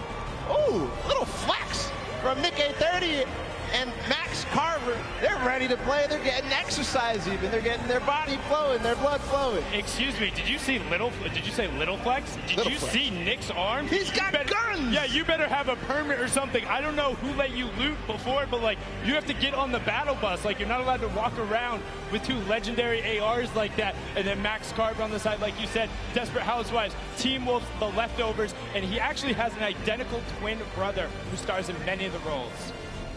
But now on to the next pair, because we're excited to get them out there. It's Graham Rogers and I Ferris. Graham is an actor known for his TV roles on Revolution, Ray Donovan, and Atypical. He's originally from Pennsylvania and moved to LA when he was 18 to pursue acting. Well, looks like it worked pretty well. And then I Ferris was born and raised in Saudi Arabia, came all the way to New York City to compete, has been around the Fortnite scene from the very beginning, and one of their major streamers and content creators. We'll see if that T-pose from the both of them is going to be if it's going to hold up. Continue forward, another duo that I think a lot of people are going to be excited about. Not that we're not excited about everybody. It's Sean O'Malley and ChrissGxzYT. Wow, listen to that roar, the other half of the Girthquake, and Courage just got knocked out. Sean did compete in that first Pro-Am as well. He's there, he's on the stage. These two towering, wait, what's going on right now? Excuse me, who? No. Hey, why do you listen up. I know this is a very exciting time, but there's something very serious and near to my heart that I think we should take a listen to. Roll the tape. Hey everyone. As you know, streaming platforms like Twitch and YouTube have been around for ages. And very handsome, talented, good-looking gamers like myself need to take the necessary time to look after our old and brittle elders. One day, you get up out of your gaming chair and you're just not as quick. Or your jokes, well, they all turn to dad jokes. Hello, my name is ChrissGxzYT. And today, I'm extremely excited to announce my brand new charity. It's a cause near and dear to my heart. It's for our good friend, Dr. Lupo, who gets older every single day. In the past 6 months, hand-eye coordination, eyesight, and his hearing has completely gone downhill. So please, join me in supporting the Geriatric Gamer Foundation so my friend, Dr. Lupo, can get the help he so desperately needs. Thank you. All right. Wow. Just, I mean,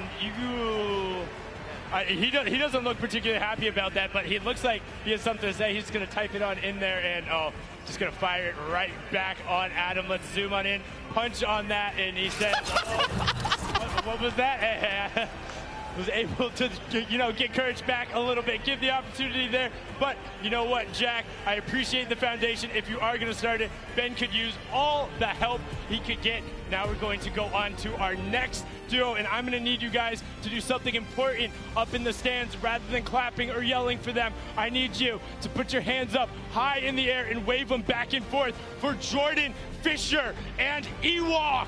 Make sure you get a nice and loud, give them that applause. Jordan Fisher, the American singer, dancer, actor, quite literally does everything. I'm not even sure he's human. And then Ewok, the 13-year-old Twitch streamer, is completely deaf, uses ASL to communicate both with her partner and then uses the visual indicators. She's best known, well, for chasing down that man right next to her in the Pro-Am and making him pay. Yeah, the most memorable moment from the Pro-Am at the summer block party when she chased down Jordan Fisher and Dr. Lupo, just unbelievable. And we did see a bit beforehand. They might be the actual best Fortnite duo ever.com.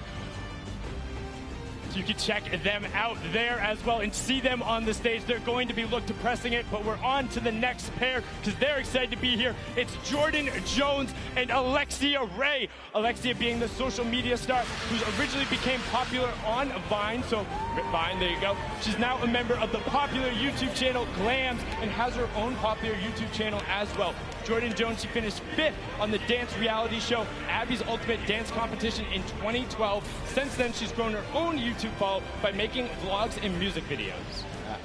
Just an awesome pair together. We'll see what they can bring to us today on the Pro-Am. We continue forward, of course, introducing all.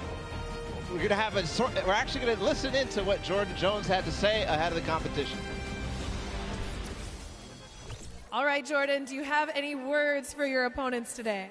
Oh yeah, I got my game face on today, and me and Alexia, my partner, we got the girl power. All you boys, just watch out. We're gonna be sniping.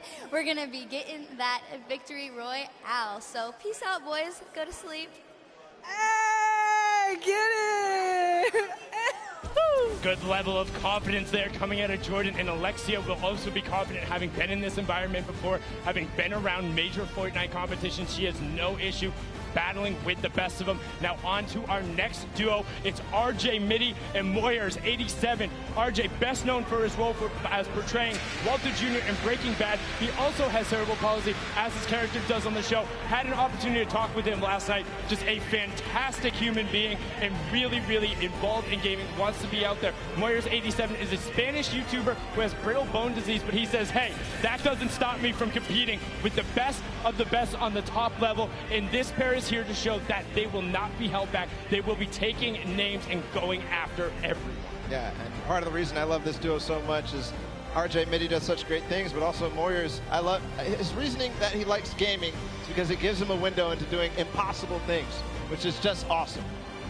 So we're going to continue forward. Of course, it's Oak King and Sinu, who traveled all the way out from South Korea. There they are, and they're known for this. Sinu, one of the players who played at the World Cup, or the Open, the Korea Open. Are you watching that? That was the sickest intro I think I've ever seen. One, props to the cameraman too. Props to Sino as well. One of the players who came over and traveled out of the Asia region to compete in NA West and came so close to qualifying a number of times. People were looking like, wait, who are these? Why are they on the scoreboard? Who is this? And he was taking names, and now he's here to compete on the main stage. On to our next duo, we have Dead Drevel and Oscar Lord. Dead Drevel is the Mexican YouTuber who currently lives in Chicago. He creates content across 3 channels and is a gaming and entertainment streamer. His 3 daughters are watching him today from Houston. Shout out to you 3 daughters and everyone out there with family in the crowd.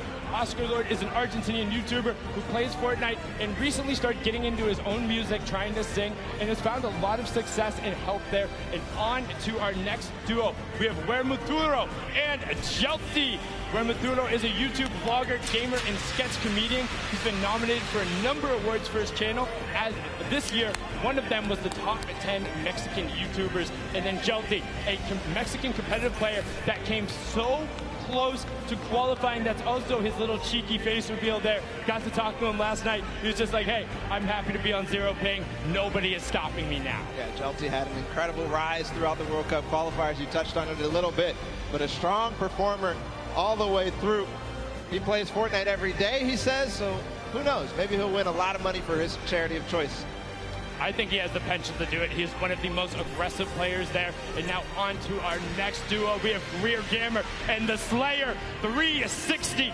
Greer, an actress and former beauty queen, best known as her role on Lisa Miller in the hit TV series Awkward. She held the title of Miss Teen Malibu for 2 consecutive years. That's the back-to-back. And she was Miss Regional California Teen in 2011. She also says she will never not play as Peach in Mario Party or Toad in Mario Kart. The Slayer 360, a YouTuber from Mexico who says that he cannot say the letter R correctly, but I bet he can roll it. Yeah, I bet you can. I definitely can't, so we have something in opposite, I guess. We're going to continue forward, of course. Zorman and Jared Abramson are joining us on the floor. There they are. Ooh, that's an awesome hair flip right there. Come on, Zorman, do it again. Just about to say, Zorman, all about the hair flip there. A famous Spanish YouTuber and magician. He studied programming and computer science. Jared Abramson is the Canadian actor known for his role in American Animals, Hello Destroyer, and Travelers. But I think the more interesting the facts, he's a trained mixed martial artist and Muay Thai kickboxer, has a record of 1-1-0 and 2-0-0 in each. But his MMA name, ready, Balla, get this, Wolfblood. What?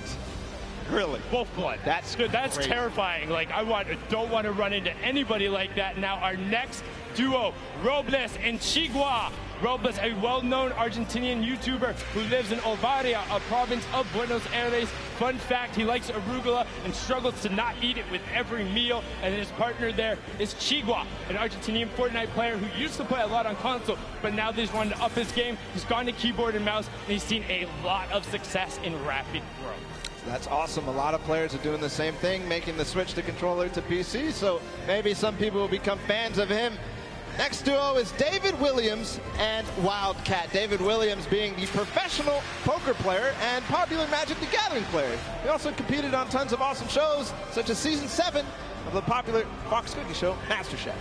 And honestly, if you want to cook for me, let me know, because he's looking to try and open up a restaurant. I'll come through. And then Wildcat has been around the scene forever. He's been playing games forever. You can check him out. We have a soundbite from both of these guys. Let's listen in to what these two competitors had to say. All right, guys, what message do you have for your opponents? Marksman and JT Brown need to stay on the far side of the map, avoid us if they want to have a chance to do well.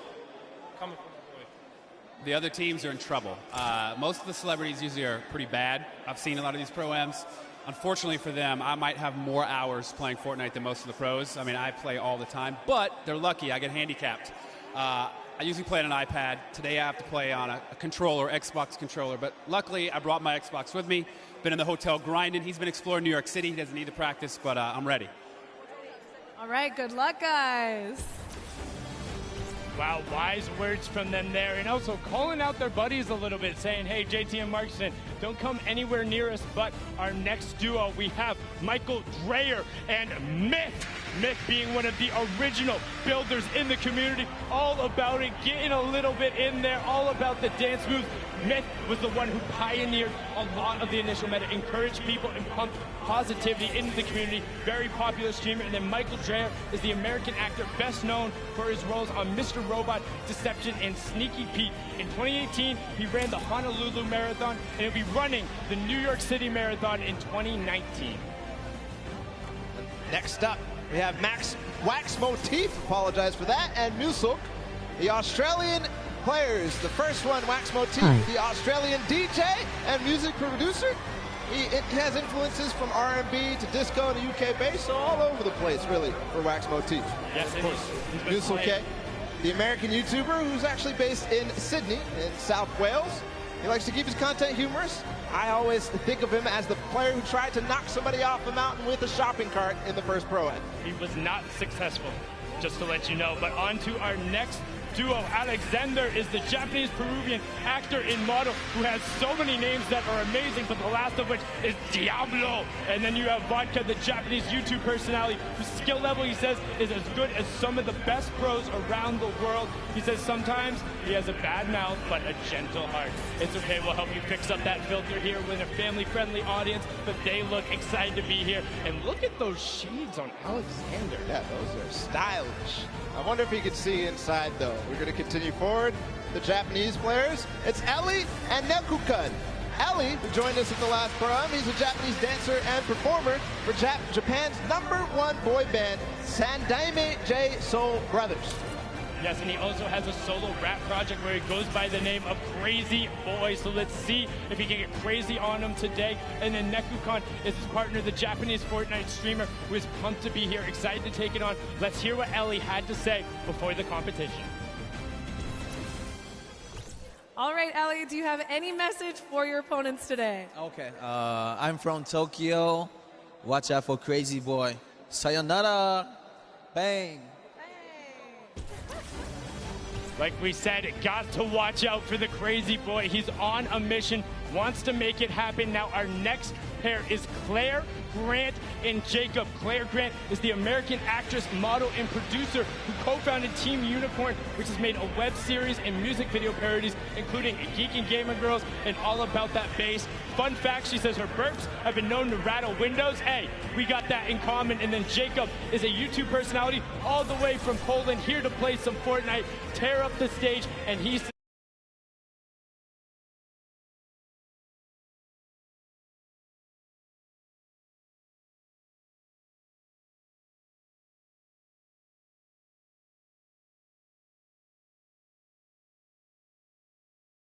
Look at that pink hair. It's awesome. His girlfriend has some as well, so awesome duo there. We'll see if this duo, though, of Business Boy and Frizz can do anything on the stage. Business Boy, the music producer who has worked with artists like Lil Nas X, Party Next Door. He's extremely athletic, as you can tell. We'll see if he can do anything with that athleticism on the stage. Yes, and he has been called the basketball Dre before. And now, just after them, we have Symphony and Vinny Pergola. Vinny Pergola being one half of the Phantoms duo who's competing today. He was also an actor turned DJs. You might recognize him from shows like That's So Raven, The Bernie Mac Show, and Misbehave. Now, Symphony looking fantastic today. Definitely showered, got the gel in his hair. All about the streams, the content, and the fast edits. Originally known as he pioneered some of those quick resets and go, making people look foolish. Yeah, still did it through the entire time in the summer skirmish. And it continued through. Kyle Catlin from the Phantoms as well. And you heard Sundown say his brother was a teen actor. He was also a teen actor. He played on shows just like the Bernie Mac Show, which we already talked about, and 10 Things I Hate About You. Thanks and they for watching, the guys. duo See you that soon. You know them about. It's the Phantoms. Moving forward as well, his duo partner, Kay. We just saw him perform in the Creative World Cup. And he's a British YouTuber, Twitch streamer, org owner, all this sorts of stuff. Is also known for the meme, you know it. I will be streaming tomorrow too. That's crazy, bro. But now our next duo, YouTube. all the way from down under, trying to prove they're here for you. It will not be easy, but they're hoping that one Subscribe day to they my will YouTube find channel. peace on the Battle Royale URL. Island. Alice in Wonderland is the Australian electronic See ya. dance music producer. She has been best known for, well, her most recent